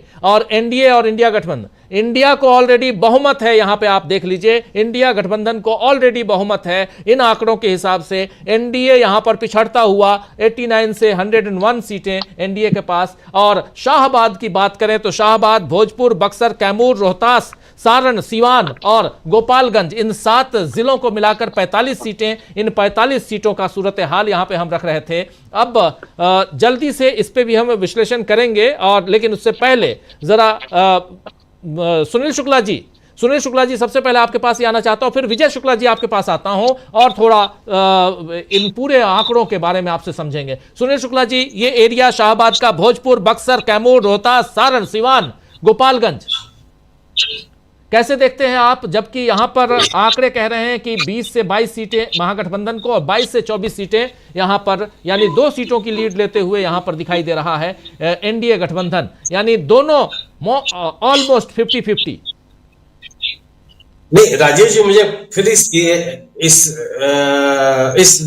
नतीजे पे आश्चर्य हो रहा है कि जितने ये पूरा के पूरे इलाके में पिछले 2 लोकसभा के चुनाव में एनडीए का सफाया हो गया था। आरा की सीट हार गए, बक्सर की सीट हार गए, कैमूर की सीट हार गए, रोहतास की सीट हार गए, भोजपुर में कौन सी सीट जीते नहीं, सिवान, गोपालगंज। तो ये यहाँ पे तो भारतीय जनता पार्टी की स्थिति लोकसभा के चुनाव में बहुत ही बुरी थी। 1 साल के भीतर कौन सा क्रांतिकारी परिवर्तन आ गया कि लीड मिल गई एनडीए को, किस बिना पर? अगर आप रोहतास, बक्सर, आरा और कैमूर कम से कम इतने जिलों में तो मैं गया हूं, यहाँ के युवाओं से बात कीजिए, उनकी नाराजगी साफ साफ नजर आती थी। बाकायदे अभी आज कैमूर के रामगढ़ का जो क्षेत्र है वहां लोगों ने मतदान का बहिष्कार तक कर दिया, वोट देने तक नहीं गए। भारतीय जनता पार्टी के नेताओं को यह जबरदस्त लोगों के आक्रोश झेलने पड़े जगह जगह। और इन इलाकों में आरजेडी ने अपने विधायकों के खिलाफ जो एंटी इनकम्बेंसी थी उसको कम करने के लिए बड़े पैमाने पर अपने उम्मीदवार ही बदले। इन्हीं इलाकों में माले का अच्छा खासा असर है, चाहे आरा हो, चाहे बक्सर हो, भोजपुर हो, रोहतास हो, जबरदस्त उनका सांगठनिक मौजूदगी है। दूसरी तरफ एनडीए में बीजेपी और जनता दल यूनाइटेड के लोग के कार्यकर्ताओं के बीच में आपसी अविश्वास की स्थिति है। तो एनडीए बढ़त बना लेगा 22 से 24, हालांकि बहुत अंतर नहीं है, लेकिन फिर भी आप एनडीए को तो इतनी सीटें आपने दे दिया, जबकि पिछले चुनाव में इसमें से अधिकांश सीटों में विधानसभा के चुनाव में सफाया हो गया था एनडीए का। तो क्यों लोग इतना इस इलाके में वोट दे रहे होंगे, यह मैं अपने आप को समझा नहीं पा रहा हूं। यह स्थिति नहीं आनी चाहिए। इस इलाके में भी मेरा अपनी समझ है कि इंडिया की बढ़त होनी चाहिए। जी, इंडिया गठबंधन की बढ़त होनी चाहिए। और जरा प्रेम कुमार जी, आपसे समझना चाहता हूं, आप इस एरिया को भी अच्छी तरह से देख चुके हैं, आप क्या कहेंगे इस पे, इन आंकड़ों पे? शाहबाद 20 से 22 सीटें इंडिया को और 22 से 24। एक क्लैरिफिकेशन दे दिया जाए कि क्या सारण भी इसी में आता है, इंक्लूड करके बात कर रहे हैं? जी, सारण इंक्लूड करके मैं बात सारण से ही शुरू कर रहा हूं। और मैं डीबी लाइव पर एकदम घोषणा के अंदाज में बोलता हूं कि सारण में 10 सीटें हैं। एकमा, बनियापुर, तरैया, मढ़ौरा, सोनपुर, छपरा, गरखा, अमनौर, परसा, मांझी। एक भी सीट एनडीए को नहीं जा रही है। सारण की 10 सीटें महागठबंधन को जा रही है। ये मैं अपनी तरफ से बोलता हूं। हो सकता है ओवरऑल में क्या फर्क रहा हो, लेकिन इसको देखेंगे। सीवान में 8 सीटें हैं। 8 सीट में मैं सिर्फ दरौंदा और गोरिया कोठी छोड़ करके कोई भी सीट एनडीए की ओर जाता हुआ नहीं देख रहा हूं। ये मेरा अपना असेसमेंट है। तो इन 2 के हिसाब से आप बाकी का अंदाजा भी लगा सकते हैं कि बक्सर में क्या हो रहा है, आरा में क्या हो रहा है और दूसरी जगहों में क्या हो रहा है। ये वो एरिया है शाहपुर का जो कि यहाँ महागठबंधन मतलब 80 और 20 वाले हिसाब में यहाँ लीड करने जा रहा है मेरे असेसमेंट के हिसाब से। तो उस हिसाब से अगर चीजें दुरुस्त हुई तो ये फिगर और भी आगे बढ़ेगा। जी, बिल्कुल आप सही कह रहे हैं, हो सकता है ऐसा हो। और ज़रा विजय जी आपके पास आना चाहता हूं। विजय जी, आंकड़ों की बात हो रही है, देखिए इसके बाद अब सिर्फ सीमांचल बचा है जहां 24 सीटें हैं। सीमांचल पे भी आएंगे और हम लोगों ने सीमांचल में काफ़ी समय भी दिया है, आपने भी सर्वे, ये पूरे सर्वेक्षण का एक तो ज़रा बताइए कि अपना ये इसमें सैंपल साइज़ क्या था, ये लोग पूछा करते हैं, सैंपल साइज क्या था विजय जी? एक बात ये। दूसरी बात आपसे समझना चाहता हूं कि किन मुद्दों के आधार पे लोगों ने वोट देते हुए लोगों को आप लोगों ने देखा, जो सर्वे हुई है किया है आपने, वो बताइए। क्या क्या दिखाई दिया सड़कों पे, क्या क्या दिखाई दिया बूथों पे? अनम्यूट कीजिए, आवाज नहीं आ रही है। राजीव जी, सबसे पहले तो बता दूं कि जो हमारा सर्वे सैंपल साइज था वो 23,450 का था और हमने अलग अलग मुद्दों पर इस पर लोगों की राय ली और ऐसे उन मुद्दों को समझने की कोशिश की। दो तौर से मैं इस चुनाव को देखता हूं कि बिहार के चुनाव ने बिल्कुल अलग तरीके का नजरिया दिया। एक भरोसा टूटने का और एक भावनाओं के साथ खेल का। लोगों का मानना था कि उनका भरोसा टूटा। भरोसा क्यों टूटा? क्योंकि ये मौका ऐसा था जब छठ का दौर था, पर्व था। कई गाड़ियों की घोषणाएं हुई थी और लोग टॉयलेट में बैठ करके राजस्थान से और बाकी जगहों से आ रहे थे। ये जो 24 घंटे, 26 घंटे, 38 घंटे का जो ये सफर था, ये लोगों के दिमाग में पूरी तरीके से बैठा था और इसको भावनाओं के साथ लोगों ने अपना खेल माना। तो पहला तो रिएक्शन ये भावनात्मक था कि लोगों ने जो बढ़ चढ़ के वोट दिया है, ये उसका था। दूसरा ये है कि इस बार पूरी की पूरी लड़ाई भाजपा बनाम अदर्स थी। मैं एनडीए की लड़ाई में भी भाजपा बनाम अदर्स बोल रहा हूं, क्योंकि जेडीयू के कार्यकर्ता अपनी इज्जत बचाने के लिए, नीतीश जी के अपमान को बदला लेने के लिए, उसके लिए खड़े थे कहीं न कहीं डट करके, सामंजस्य ना होने के लिए। तो कहीं न कहीं जो उछाल आया है एनडीए का कहीं-कहीं जगह, वो नीतीश कुमार के फेवर वाला रुझान है। एक मुद्दा वो था। फिर आता है कि शराबबंदी का, और यहाँ बड़ा खेल अलग तरीके का जो लगा कि जो प्रशांत किशोर ने जितने मुद्दे उठाए, चाहे वो पलायन उठाया या शराबबंदी को हटाने की बात की, वो कहीं न कहीं मुद्दे उनके थे, लेकिन प्रशांत किशोर के ऊपर भरोसा बिहार को नहीं था। वो जो भरोसा है वो देने वाला कोई अगर दिख रहा था नेता, तो तेजस्वी यादव दिख रहे थे। क्योंकि तेजस्वी के ऊपर एक मुश्त पूरा सीधा नाम था, यह चुनाव तेजस्वी बनाम अदर्स है। और इंडिया गठबंधन ने, चाहे कांग्रेस ने, चाहे लेफ्ट ने, सबने अपने अपने इलाके में सबने मिलकर अपने अपने वोटर्स के लिए ताकत लगाई। ये जो इंडिविजुअल अटेम्प्ट है सबका, और अखिलेश यादव का अलग अलग जगह जाकर करना, बोलना, ये सब अलग अलग गुटबंदी और इम्पैक्ट कर रहा था। जो लोग बात कर रहे थे पोलराइजेशन की, ध्रुवीकरण से ज्यादा इस बार सबका मानसीकरण था। सबको पता था कि जो बोला जाएगा वो मिलेगा नहीं। शराबबंदी हुई, शराब माफिया बढ़ गए। रोजगार की बात हुई, रोजगार नहीं मिला। जो अलग अलग तरीके से हमला था जंगल राज को लेकर के, तो लोग जंगल राज के उस बड़े रूप को दूसरे तरीके से देख रहे थे। यानी जो नैरेटिव कहीं ना कहीं एनडीए ने या बीजेपी ने बनाने की कोशिश की, वही नैरेटिव इस बार तेजस्वी यादव के लिए वरदान के रूप में लोगों ने देखा और समझा। जमीन पर कई चीजें थी। बिहार जहां विकास की बात कर रहा था, वहीं वाल्मीकि नगर जैसे इलाके देख लीजिए, जहां अभी बिजली, सड़क, पानी और इन सब की बात हो रही है। बीमारी की अलग अलग चीजें हो रही हैं। मखाना जिसको इतना बड़ा ब्रांड बनाया गया, वहां लोग ये मान के चल रहे हैं कि मखाने के नाम पर हमारा मजाक उड़ाया गया। मेहनत हम करते हैं और माल कोई और खा रहा है। तो ये जो एक एक करण था, वहां छोटी छोटी बातों में एक चीज निकल के आई जो बड़ी मजेदार लगी। ये पूरी की पूरी लड़ाई बिहारी अस्मिता की बन गई थी, ऐसा लग रहा है।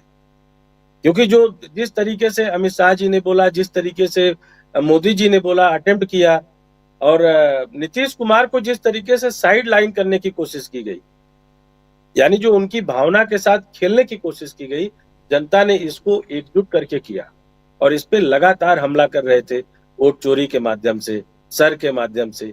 ये जो अटेम्प्ट था, और उसी समय जैसे राहुल गांधी का जो ये प्रेस कॉन्फ्रेंस का नजरिया था, हम लोग मेजर कर रहे थे और लोग बोल रहे थे कि सही पकड़े हैं।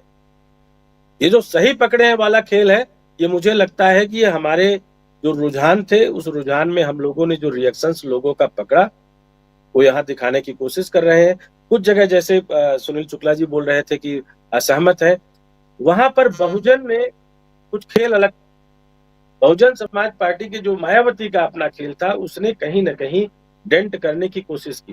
कितना नजरिया बदलेगा ये अलग बात है, लेकिन लोग उनके कैंडिडेट की तरफ झुके, ये आपको समझना पड़ेगा। कहीं कहीं इसका फैक्टर हमें दिखा सीधे तौर पर।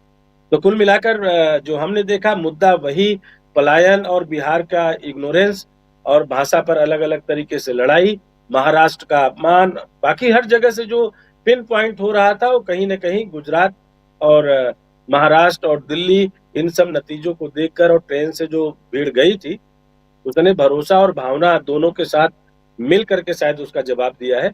और हमें लगता है कि हमारे फैक्टर्स जो थे इन सबको लेते हुए थे, क्योंकि यूथ निराश है।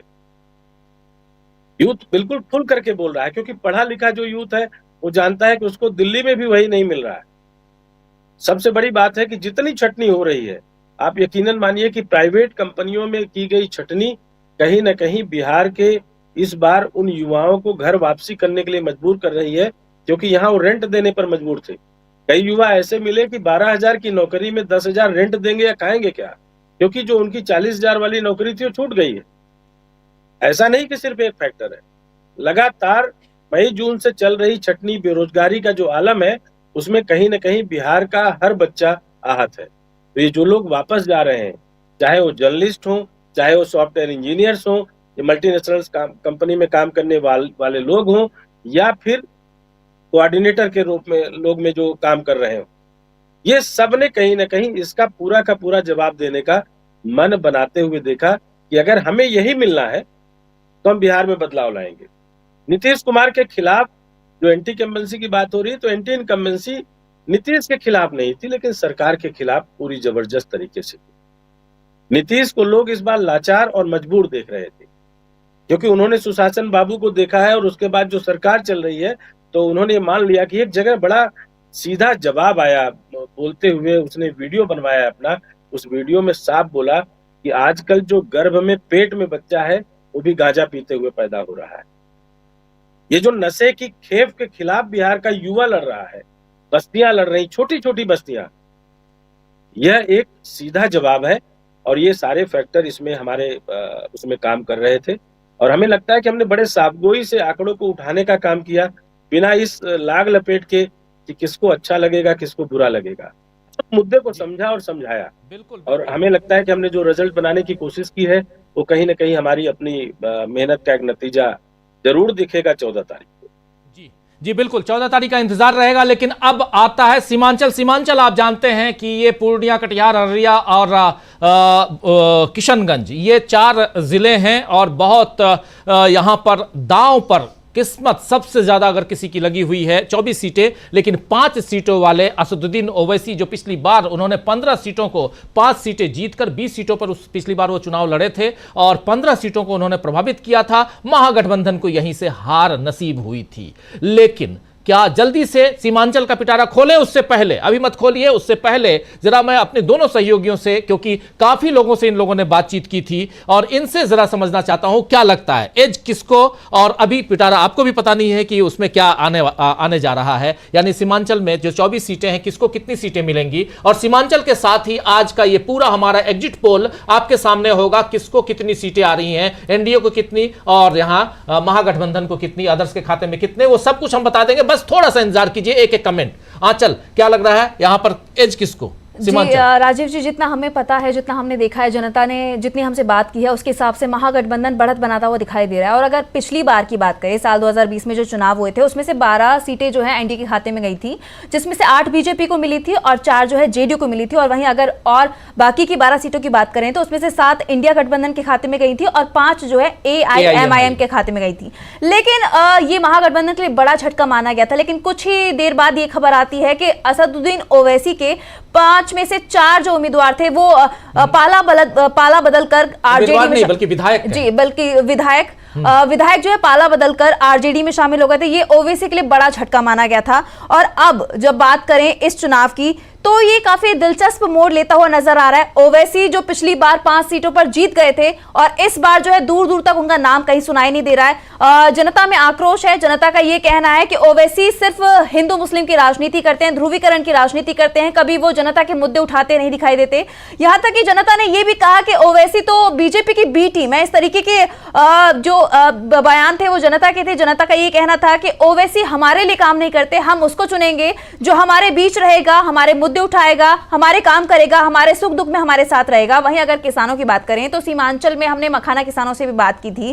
किसानों का यही कहना था कि बाढ़ पीड़ित जो इलाके हैं, लगातार दावे किए जा रहे हैं सभी दलों की तरफ से, खासकर एनडीए के नेताओं की तरफ से। पीएम मोदी बिहार जब गए तो उन्होंने मखाना का जिक्र भी किया था, मखाना बोर्ड पुनर्गठित करने की बात कही थी। लेकिन जो पीएम मोदी के वादे थे, जो दावे थे, वो सिर्फ कहीं ना कहीं बयानों तक सीमित थे, धरातल पर कुछ भी हमें नजर नहीं आया।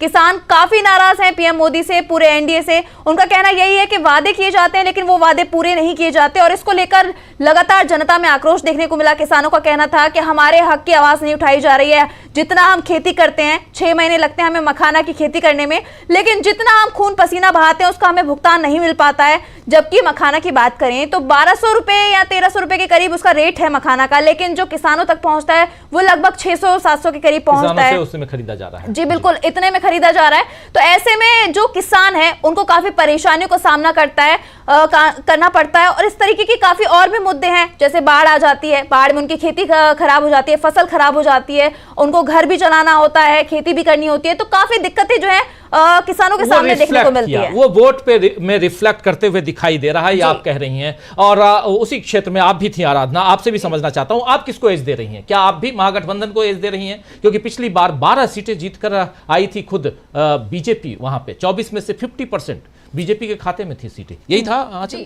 जी बिल्कुल राजीव जी, पिछली बार यही था कि 12 सीटें एनडीए के खाते में गई थी, और 12 में से बची हुई 12 में से 5 सीटें महागठबंधन के पास गई थी, 7 सीटें महागठबंधन के पास गई थी और 5 सीटें एआईएमआईएम के पास। यानी नुकसान अगर देखा जाए तो एआईएमआईएम ने ही पहुंचाया था सीमांचल क्षेत्र में भी, और बाकी जैसा आप अभी बता रहे थे कि इसके अलावा 15 और सीटों को एआईएमआईएम ने नुकसान पहुंचाया महागठबंधन को। लेकिन इस बार एआईएमआईएम का कहीं कोई जिक्र नहीं दिखाई दिया। पूरे सीमांचल क्षेत्र में अगर जिक्र हुआ तो वो सिर्फ और सिर्फ आक्रोश दिखाई दिया। लोग हमारे चैनल से आकर ये अपील कर रहे थे, वहां हम न्यूज पॉइंट कर रहे थे उस दौरान, राजीव जी आपको याद होगा, एक युवक आकर अपील करते हैं कि आप एआईएमआईएम के झांसे में मत आइए, वो वैसे भी हमारे लिए कोई काम करने नहीं आ रही है सत्ता में, वो सिर्फ आपको भ्रमाएंगे, लेकिन आप उसी को चुनिए जो आपके लिए काम करे, आप वोट उसी को दीजिए जो वाकई में आपके लिए काम करे। इस तरह की अपील बीजेपी की बी टीम बताया जा रहा था, ओवैसी को हमारे चैनल पर आकर लोग कह रहे थे ये बातें।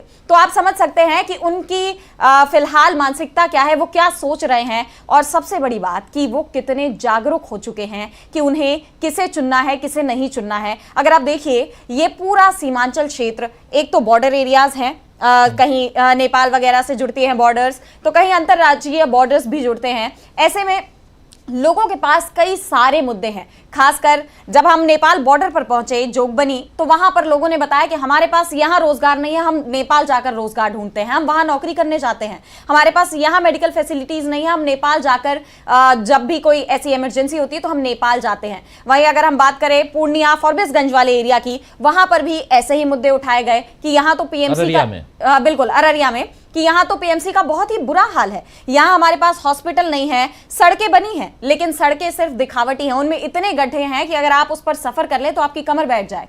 तो इस तरह से लोग अलग अलग मुद्दों को लेकर, जिस क्षेत्र में जाइए उनके अपने मुद्दे थे। अररिया हाईवे पे हमने युवाओं से बात की तो उनके लिए पलायन और रोजगार सबसे बड़ा मुद्दा दिखाई दिया।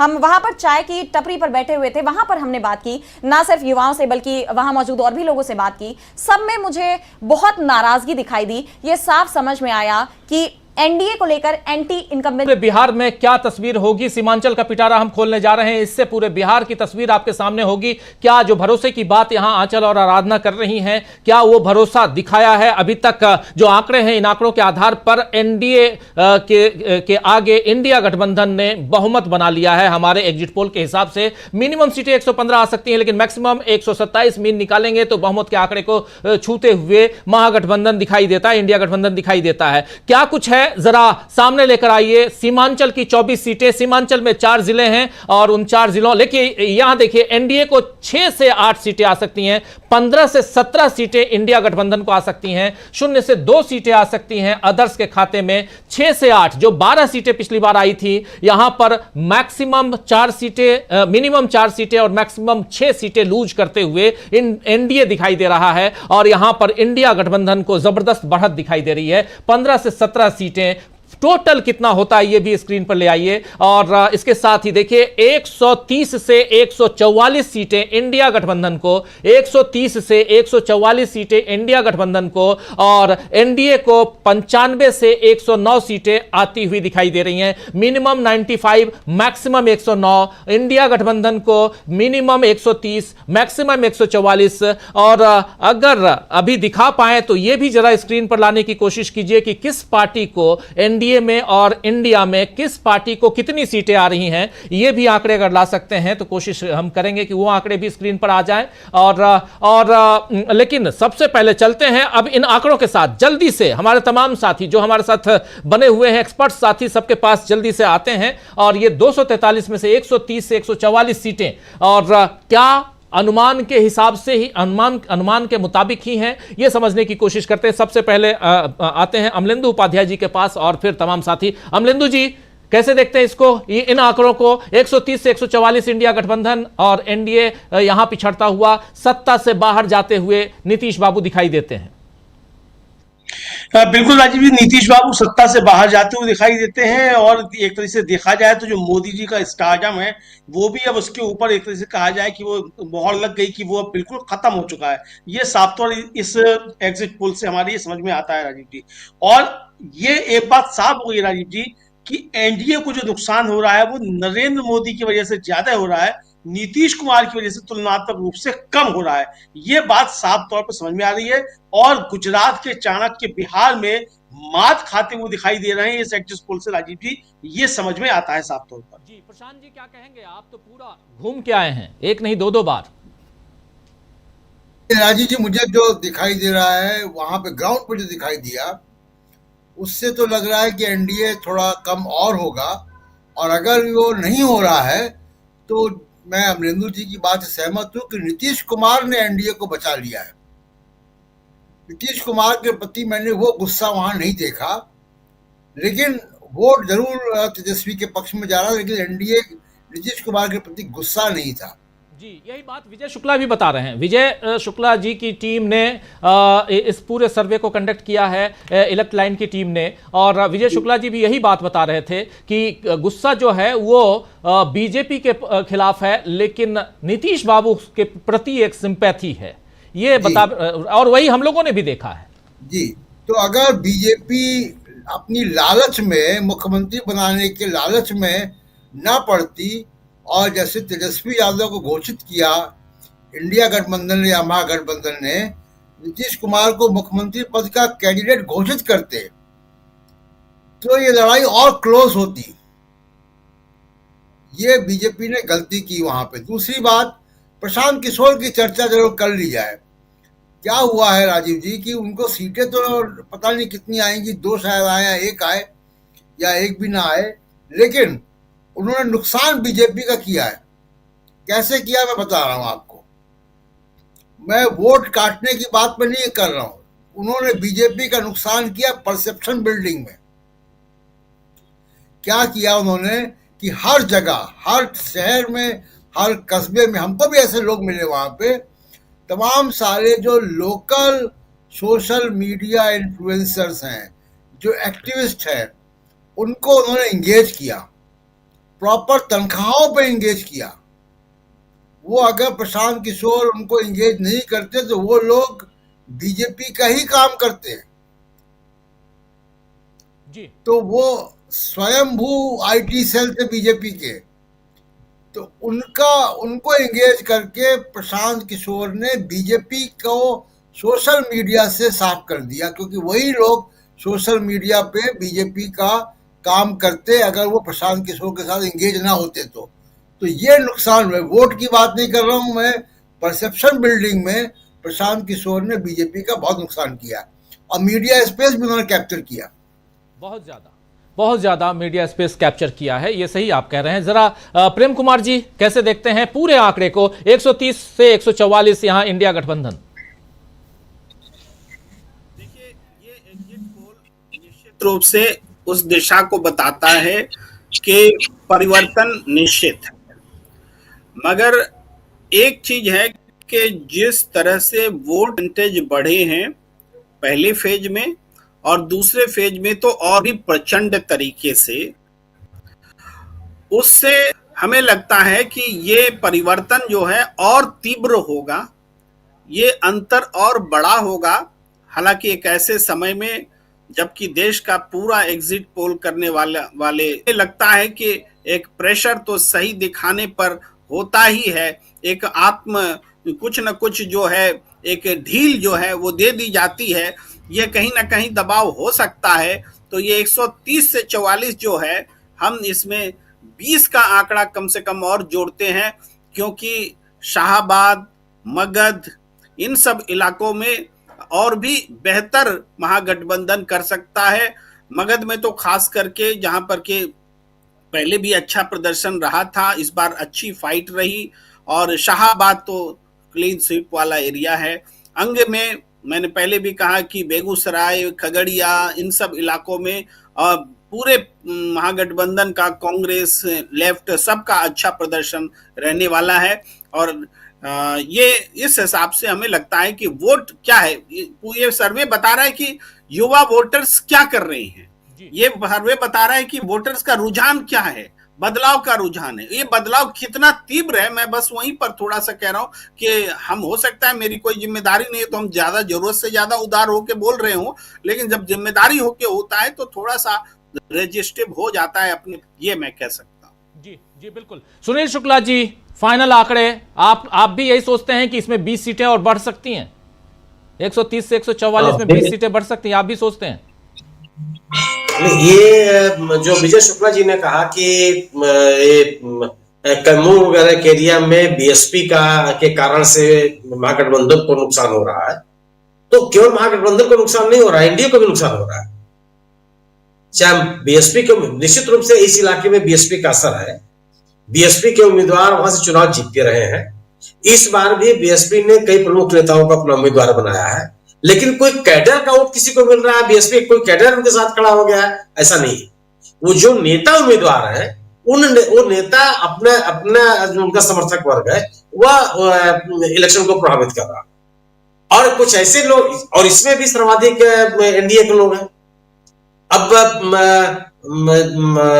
जनता दल यूनाइटेड के एक नेता है जय सिंह जी, जो निर्दलीय उम्मीदवार होकर लड़ रहे हैं वहां रोहतास जिले में, वो महागठबंधन को प्रभावित कर रहे हैं। और ये जो है इन इलाकों, अब जैसे आरा का इलाका, आरा में बीजेपी के खिलाफ ये आरके सिंह मोर्चा खोल के बैठे हुए हैं, लगातार बोल रहे हैं। वो उनके भारतीय जनता पार्टी के समर्थक वर्ग में बिखरा हुआ है। तो मेरा अपना मानना यह है कि शाहाबाद का इलाका, मतलब कैमूर, औरंगाबाद, रोहतास, ये जहानाबाद, ये वाला अरवल, इन इलाकों में जो आपने संख्या बताई है, इससे स्थिति बेहतर होनी चाहिए। इसके अलावा जो मिथिलांचल का इलाका है, वहां भी जो एक 2020 में एकदम क्लीन स्वीप हुई थी एनडीए की, वह स्थिति दिखाई नहीं पड़ती। उसमें भी मुझे लगता है कि जो हम लोगों ने आकलन किया है, विजय शुक्ला जी ने आकलन किया है, उसमें और सुधार होना चाहिए। लेकिन ये जो आपने 130 से 144 दिया, मतलब ये काफी हद तक रीजनेबल है, लेकिन इसमें सुधार की भी गुंजाइश में देखता हूं।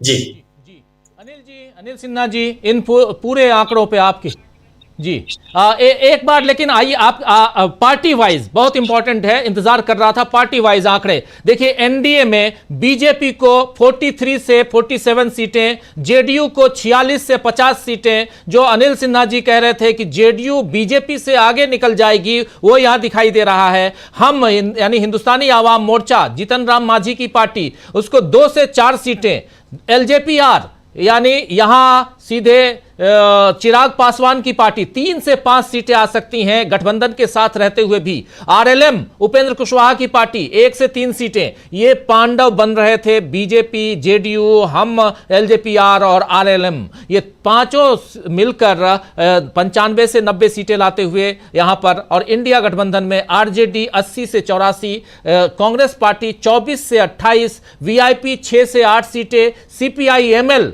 13 से 15 सीटें और सीपीआई 4 से 6, सीपीएम 2 से 4 और आईआईपी जो आईपी गुप्ता जी की पार्टी है वो 0 से 2 सीटें लाते हुए यहां पर, और इस हिसाब से 130 से 144 सीटें। एआईएमआईएम को 0 से 2 सीटें आ सकती हैं और जनसुराज पार्टी को 0 से 6 सीटें आ सकती हैं। ये यहां पर पूरा का पूरा आदर्श भी और ये पूरे आंकड़े आपके सामने हैं। इन आंकड़ों के आधार पे हम ये जो पूरा जो फुल आप देख रहे हैं, इंडिया गठबंधन को 130 से 144 और एनडीए को 95 से 109 सीटें, और बाइफर्केशन में देखिए तो 90 सीट आरजेडी नंबर 1 पे, जेडीयू नंबर 2 पे, बीजेपी नंबर 3 पे और कांग्रेस पार्टी नंबर 4 पे यहां नजर आ रही है। सीधे चलते हैं जल्दी से अनिल सिन्हा जी के पास। हो सकता है कि अदर्स में ऊपर नीचे हो जाए, लेकिन बाकी आंकड़े बहुत हद तक, अनिल जी यहां पर आपके हिसाब से आप जैसा कह रहे थे वही दिखाई दे रहा है, जेडीयू बेहतर करते हुए यहां पे। हाँ, मैं पहले भी मैंने कहा था कि जेडीयू और आरजेडी के बीच में गैप काफी होगा। वो क्लोज कॉन्टेस्ट, मतलब क्लोज नहीं होंगे, ऐसा ये भी मैंने कहा था। तो मैं देख रहा हूं कि जो आंकड़े आपने बताए हैं वो मैंने जो सोचा था उसके अनुरूप है। लेकिन मैं अपना एक डर से शेयर कर दूं, 209 दिखाया है एक चैनल ने, 184 से 209, और सब इतना क्या कि मेरा तो दिल बैठ रहा है कि भाई ये जो है, मतलब हम लोग तो हम लोग इतने साल जर्नलिज्म में रहे हैं ना, तो कई बार लगता है कि जर्नल ये कर रहे होंगे सर्वे तो कहीं सच न निकल जाए। तो ये मैं अपना डर भी जो है ये से क्या कहते हैं दर्शकों के साथ शेयर करना चाहता हूं कि ये लोग बेईमान हैं। ये तो मिंट ने जो स्टोरी ही की है कि एकदम इनएक्यूरेट रहा है। अंग्रेजी मिंट ने अभी एक स्टोरी की है, उसमें कहा है कि सदैव ये लोग झूठ बोलते रहे हैं। और दूसरा मैं कोट कर दूं एक और, ये प्रदीप गुप्ता जी का, जो अभी एक चैनल पर बोल रहे थे कि हमने तो 360 से 400 बताया था, लेकिन एनडीए की जीत तो बताई ही थी। अब वो 204, मतलब कि आप सोच लीजिए कि बेईमानी भी जो है उसका मतलब रेंज कितना है। वो ये बोल रहा है कि एनडीए को जो है तो हमने जीत तो बताई ही थी, तो नंबर्स को छोड़िए, लेकिन हमारा ये तो सही निकला।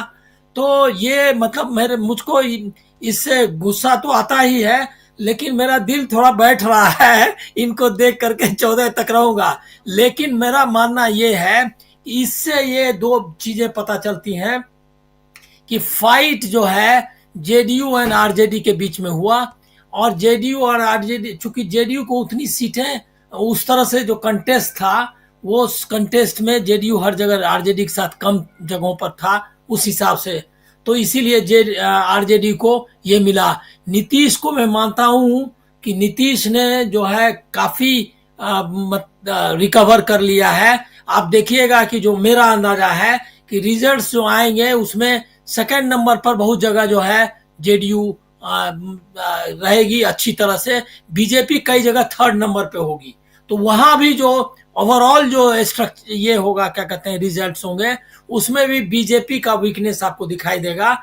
एक चीज जो इसमें निकालने वाली बात है कि कांग्रेस और लेफ्ट जो है, और जिस तरह से उनको डिस्कोर्स में लोगों के दिमाग में आना चाहिए था, वो नहीं आ पाई है। इम्प्रूवमेंट उनका हुआ है, लेकिन वो नहीं आ पाई। इसके पीछे मुझको रीजन लगता है कि ये जो नीतीश सेंट्रिक ये आ गया, क्या कहते हैं, चुनाव हो गया कि नीतीश को किया इन्होंने प्रताड़ित, और ये सब इसकी वजह से ये जो इशूज में थोड़ा डाइल्यूशन जरूर हुआ है, ऐसा मुझको लगता है। एक चीज मैं कहूंगा कि 14 के बाद बीजेपी, वो मैं मतलब अलग से इन आंकड़ों से अलग कह रहा हूं कि 14 के बाद बीजेपी इंश्योर करेगी कि जेडीयू को खत्म कर दे और जेडीयू को डिवाइड करेगी।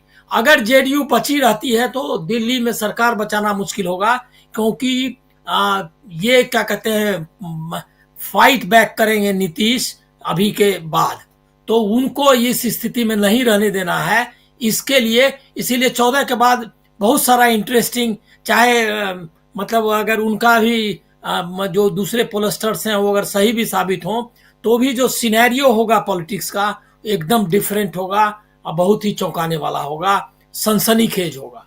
जी, सनसनीखेज होगा, बिल्कुल आप सही कह रहे हैं, सनसनीखेज होगा। डीबी लाइव के इस एग्जिट पोल को कई चैनलों पे दिखाया जा रहा है, क्योंकि अकेला अपना ही ये एग्जिट पोल है जो बाकी एग्जिट पोल से अलग है। तो विजय शुक्ला जी, चलिए, नाम हो या बदनाम हो, उसमें नाम तो है। आप नाम हुआ तो क्या हुआ या बदनाम हुए तो क्या हुआ, नाम तो हुआ। तो आज उनके हिसाब से कह सकते हैं, लेकिन 14 तारीख को इंतजार रहेगा। इससे पहले एक शख्स बहुत बदनाम हो गए, बयान दे रहे हैं, नाम है ज्ञानेश कुमार। अभी चुनाव कंडक्ट खत्म करवाने के बाद उन्होंने एक बाइट दी है, सुन लेते हैं। बदनाम इसलिए कह रहा हूं क्योंकि एसआईआर से लेकर बिहार चुनाव और उसके बाद फिर एसआईआर, आज दिन में चर्चा चल रही थी, सुनवाई चल रही थी सुप्रीम कोर्ट में एसआईआर पे ही, और आगे सुनवाई 26 तारीख को है एसआईआर पे ही। लेकिन उससे पहले बिहार चुनाव 7.5 करोड़ 42 लाख मतदाताओं को लेकर क्या कह रहे हैं ज्ञानेश कुमार, सुन लेते हैं जल्दी से। फिर सुनील शुक्ला जी और डॉक्टर राकेश पाठक जी आपके पास भी आऊंगा, और क्लोजिंग कमेंट के लिए हमारे साथी विजय शुक्ला जी एक बार आपके पास फिर से। सुनिए क्या कह रहे हैं ज्ञानेश कुमार। चुनाव का पर्व, बिहार का गर्व। बिहार की विधानसभा के 2025 के चुनाव ऐतिहासिक रहे हैं। सर्वप्रथम बिहार की मतदाता सूची के शुद्धिकरण में लगभग 7.5 करोड़ से अधिक मतदाताओं की भागीदारी, जमीनी स्तर पर चुनावी कर्मियों की भागीदारी और सभी राजनीतिक दलों के लगभग 1.76 लाख बूथ लेवल एजेंट्स की भागीदारी, चुनावी कर्मियों के अथक और पारदर्शी परिश्रम के कारण मतदाता सूची के शुद्धिकरण में बिहार के 38 डीएम में से किसी एक के पास भी एक भी अपील नहीं आई।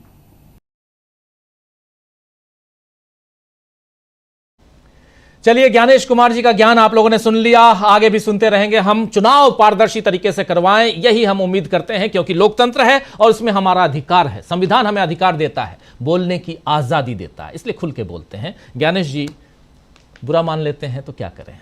लेकिन चलिए, डॉक्टर राकेश पाठक जी आपके पास इन आंकड़ों को देखकर क्या कहेंगे।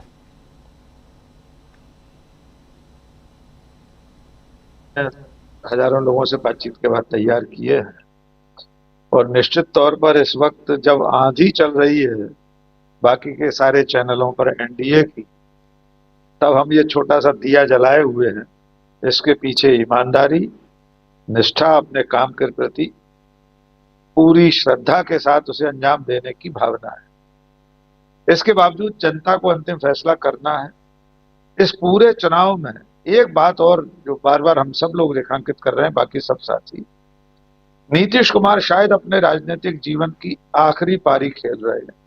उनके स्वास्थ्य को लेकर भी लगातार सवाल उठते रहे, फिर भी बिहार की जनता में वैसा आक्रोश, वैसा असंतोष उनके प्रति इस चुनाव में नहीं दिखाई दिया। हो सकता है इसका फायदा बीजेपी को हो जाए, क्योंकि वैसे नरेंद्र मोदी की स्वीकार्यता लगातार रसातल की ओर जा रही है, और बिहार में भी उनकी बोली बानी, उनकी भाषा, मां को गाली देने वाला अभियान और सारे ठटकर्म करने के बावजूद बिहार के मतदाताओं में नरेंद्र मोदी की स्वीकार्यता इस चुनाव में नहीं देखी गई। तो जो थोड़ा बहुत फायदा बीजेपी को या मोदी शाह को होने जा रहा है, इंडिया गठबंधन को होने जा रहा है, उसमें बड़ा योगदान नीतीश कुमार का होगा, और उनके प्रति जनता का जो भाव अभी बाकी है वो इसमें एक महत्वपूर्ण कारण बनेगा।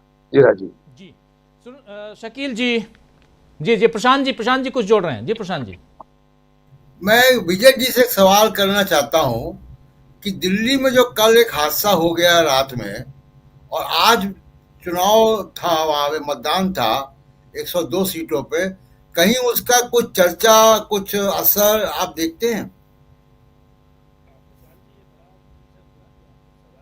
इसलिए इसको इनवाइट किया था। जो ये जो सवाल था ये बिल्कुल जायज है। लोगों ने एक शब्द से बोला कि हमें पता था कि ऐसा होगा।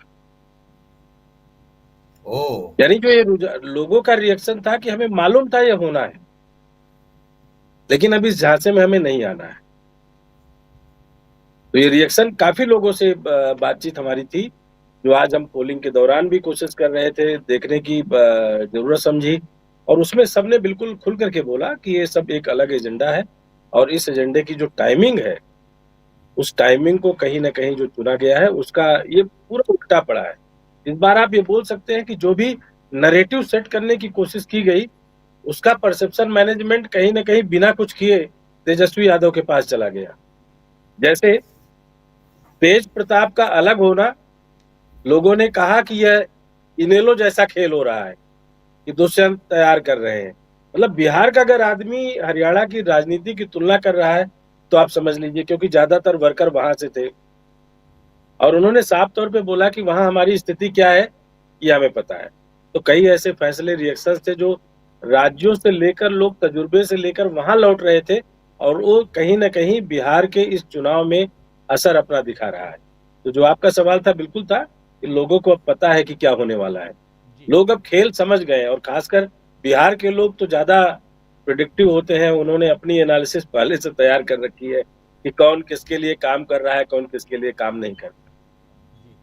शकील जी 130 क्या आप भी इसमें जोड़ेंगे या घटाएंगे? 130, 144 और मीन निकालें तो 137 सीटें, 137 सीटें इंडिया गठबंधन को।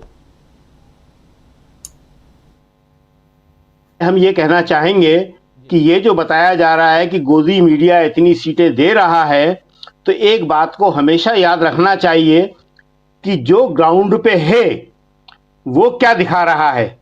ग्राउंड पे 2020 के चुनाव में सिर्फ 12,000 वोटों का फर्क था। दोनों को 37% वोट मिले थे और उसके बाद क्या हुआ ये सबने देखा।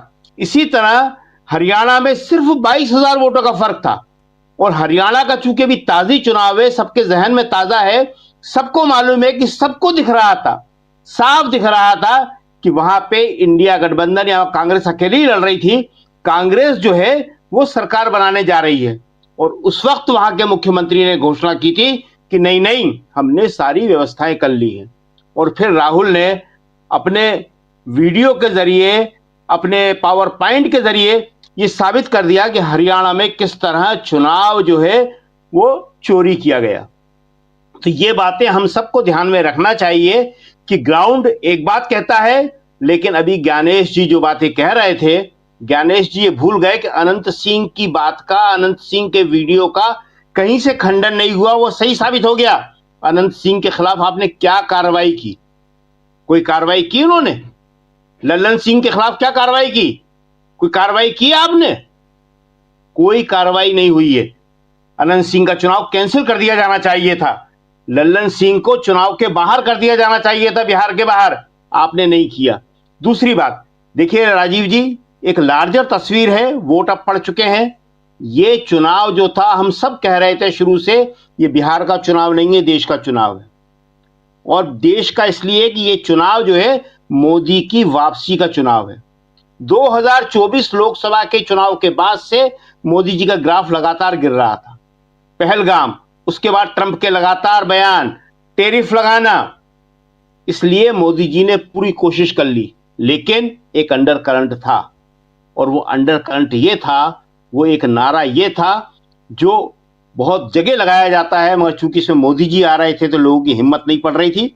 लेकिन हम बता देते हैं कि नीतीश तुझसे बेर नहीं। ये साबित हो गया कि नीतीश तुझसे बेर नहीं, मोदी तेरी खैर नहीं। यह मोदी के खिलाफ चुनाव था। महागठबंधन तो लड़ा ही, एनडीए भी लड़ा। जो नीतीश का वर्कर था उसने मोदी का समर्थन नहीं किया। लालटेन ही तीर है, ये वहां नारा चलता रहा।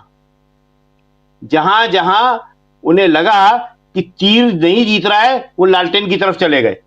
तो ये चुनाव बहुत ही इंपॉर्टेंट है, क्योंकि इसके बाद एक बड़ा चुनाव होने जा रहा है, जो केरल में है, जो बंगाल में है, जो असम में है, और जहां पे मोदी जी को अब बड़ी मुश्किलों का सामना करना पड़ेगा। इसलिए इस चुनाव में जो भी बता रहे थे कि 190 सीटें दी जा रही हैं एनडीए को, आप चाहे जितनी सीटें दे दो, लेकिन कोई भी चैनल, हमें नहीं मालूम, हमने अभी देखा नहीं है, बीजेपी को ज्यादा सीटें दे रहा है क्या, नंबर 1 सीटें दे रहा है क्या? हमें लगता है कि नंबर 1 सीटें अभी भी आरजेडी को ही दी जा रही होंगी। बीजेपी को नंबर 1 सीटें पता नहीं दी जा रही है कि नहीं दी जा रही है। तो गणित बिल्कुल साफ है, RJD number 1, JDU number 2, BJP number 3। तो ये चुनाव जो है अपने आप में बहुत महत्वपूर्ण है। अगर ज्ञानेश कुमार जी ईमानदारी से करा गए तो रिजल्ट वही आएंगे जो आप दिखा रहे हैं। इंडिया गठबंधन 130 से 144, थोड़ा आगे भी बढ़ सकता है। लेकिन अगर जैसा कि हरियाणा में हुआ या 2020 में भी इसी बिहार में हुआ, सिर्फ 12,000 वोटों का फर्क था, 37% दोनों का था। और ये भी बता दें, बहुत सारे आंकड़े वैसे तो 52 सीटें ऐसी थी जहां सिर्फ 5,000 का फर्क था। और ये तेजस्वी ने बोला भी है, हम सब ने देखा भी है कि सारे फैसले जो है मतगणना केंद्रों में हुए, मतपेटियों से नहीं हुए। लास्ट टाइम में जो चुनाव जिताए गए, 1,000 वोटों के अंतर से कई चुनाव जीते गए। तो ये जो है क्या होता है क्या नहीं होता पता नहीं, मगर ये चुनाव जो है महागठबंधन ने बहुत अच्छा लड़ा, तेजस्वी ने बहुत अच्छा लड़ा, राहुल ने बहुत अच्छा लड़ा चुनाव ये। और नीतीश बाबू जो है वो इसलिए अच्छा लड़ गए क्योंकि उनके साथ एक खबर आई कि विश्वासघात हो रहा है। नहीं तो नीतीश का अपना ग्राफ कोई बढ़ने वाला नहीं था। जिस तरह बार बार वो पाला बदल रहे थे, लेकिन उनका ग्राफ बढ़ाया तो बीजेपी नहीं बढ़ाया। बीजेपी की तरफ से उन्हें सहानुभूति मिल गई और इसलिए हो सकता है वो थोड़ा सा अच्छा कर जाए और थोड़ा सा उसका सहारा जो है वो एनडीए को मिल जाए। लेकिन चुनाव ये मोदी जी का था और मोदी जी इस चुनाव में अच्छा कर पा रहे हैं या नहीं कर पा रहे 14 को मालूम पड़ेगा। लेकिन मोदी जी जो है अपना ग्राफ शायद ही ऊपर चढ़ा पाए। जी राजीव जी। जी बिल्कुल। तो आपके सामने एग्जिट पोल के आंकड़े हैं। 95 से 90 सीटों के साथ पिछड़ता हुआ हमारे एग्जिट पोल के हिसाब से एनडीए गठबंधन नीतीश कुमार कुर्सी से उतरते हुए नजर आते हैं। इस एग्जिट पोल के हिसाब से इंडिया गठबंधन और उसके दो चेहरे, पहला चेहरा मुख्यमंत्री का चेहरा तेजस्वी यादव और दूसरा चेहरा जो हैं वो उप मुख्यमंत्री मुकेश सहनी, तीसरा चेहरा भी आएगा और ये मुख्य ओथ लेते हुए नजर आते हैं। ये अगर आंकड़े परसों तीसरे दिन, आज से परसों नहीं नरसों, अगर 14 तारीख को ये आंकड़े एग्जैक्ट पोल में यानी सच्चाई में तब्दील हो जाएं, देखा जाएगा उस दिन क्या कुछ होता है। लेकिन आज बहुत बहुत शुक्रिया अदा करना चाहता हूं आप तमाम साथियों का। विजय शुक्ला जी, आपका बहुत शुक्रिया इस एग्जिट पोल को कंडक्ट कराने के लिए। और बहुत बहुत शुक्रिया आप तमाम साथी, प्रेम कुमार जी, सुनील शुक्ला जी, अनिल सिन्हा जी, डॉक्टर राकेश पाठक जी, शकील अख्तर जी, प्रशांत टंडन जी और अमलेंदु उपाध्याय जी, हमारे दोनों सहयोगी आराधना और आंचल, आप सबका भी शुक्रिया। और शुक्रिया दोस्तों आप तमाम साथी जो हमारे साथ बने रहे लगातार इस चर्चा में। कमेंट बॉक्स के जरिए कमेंट आप भेजते रहे और हम लोगों से जब भी मुलाकात होती है, आपसे मुलाकात होती है जब हम फील्ड में रहते हैं, आपका प्यार, आपका स्नेह, आपका दुलार मिलता है, उसके लिए ढेरों शुक्रिया। इंतजार कीजिए 14 तारीख का, 3 दिन है और 3 दिन में अगर कोई खेला नहीं हुआ तो रिजल्ट यही आएगा जो रिजल्ट आप देख रहे थे। बहुत बहुत शुक्रिया, बहुत धन्यवाद। मुझे दीजिए इजाजत और देखते रहिए डीबी लाइव। नमस्कार, गुड नाइट, शुभ रात्रि, शब्बा खैर।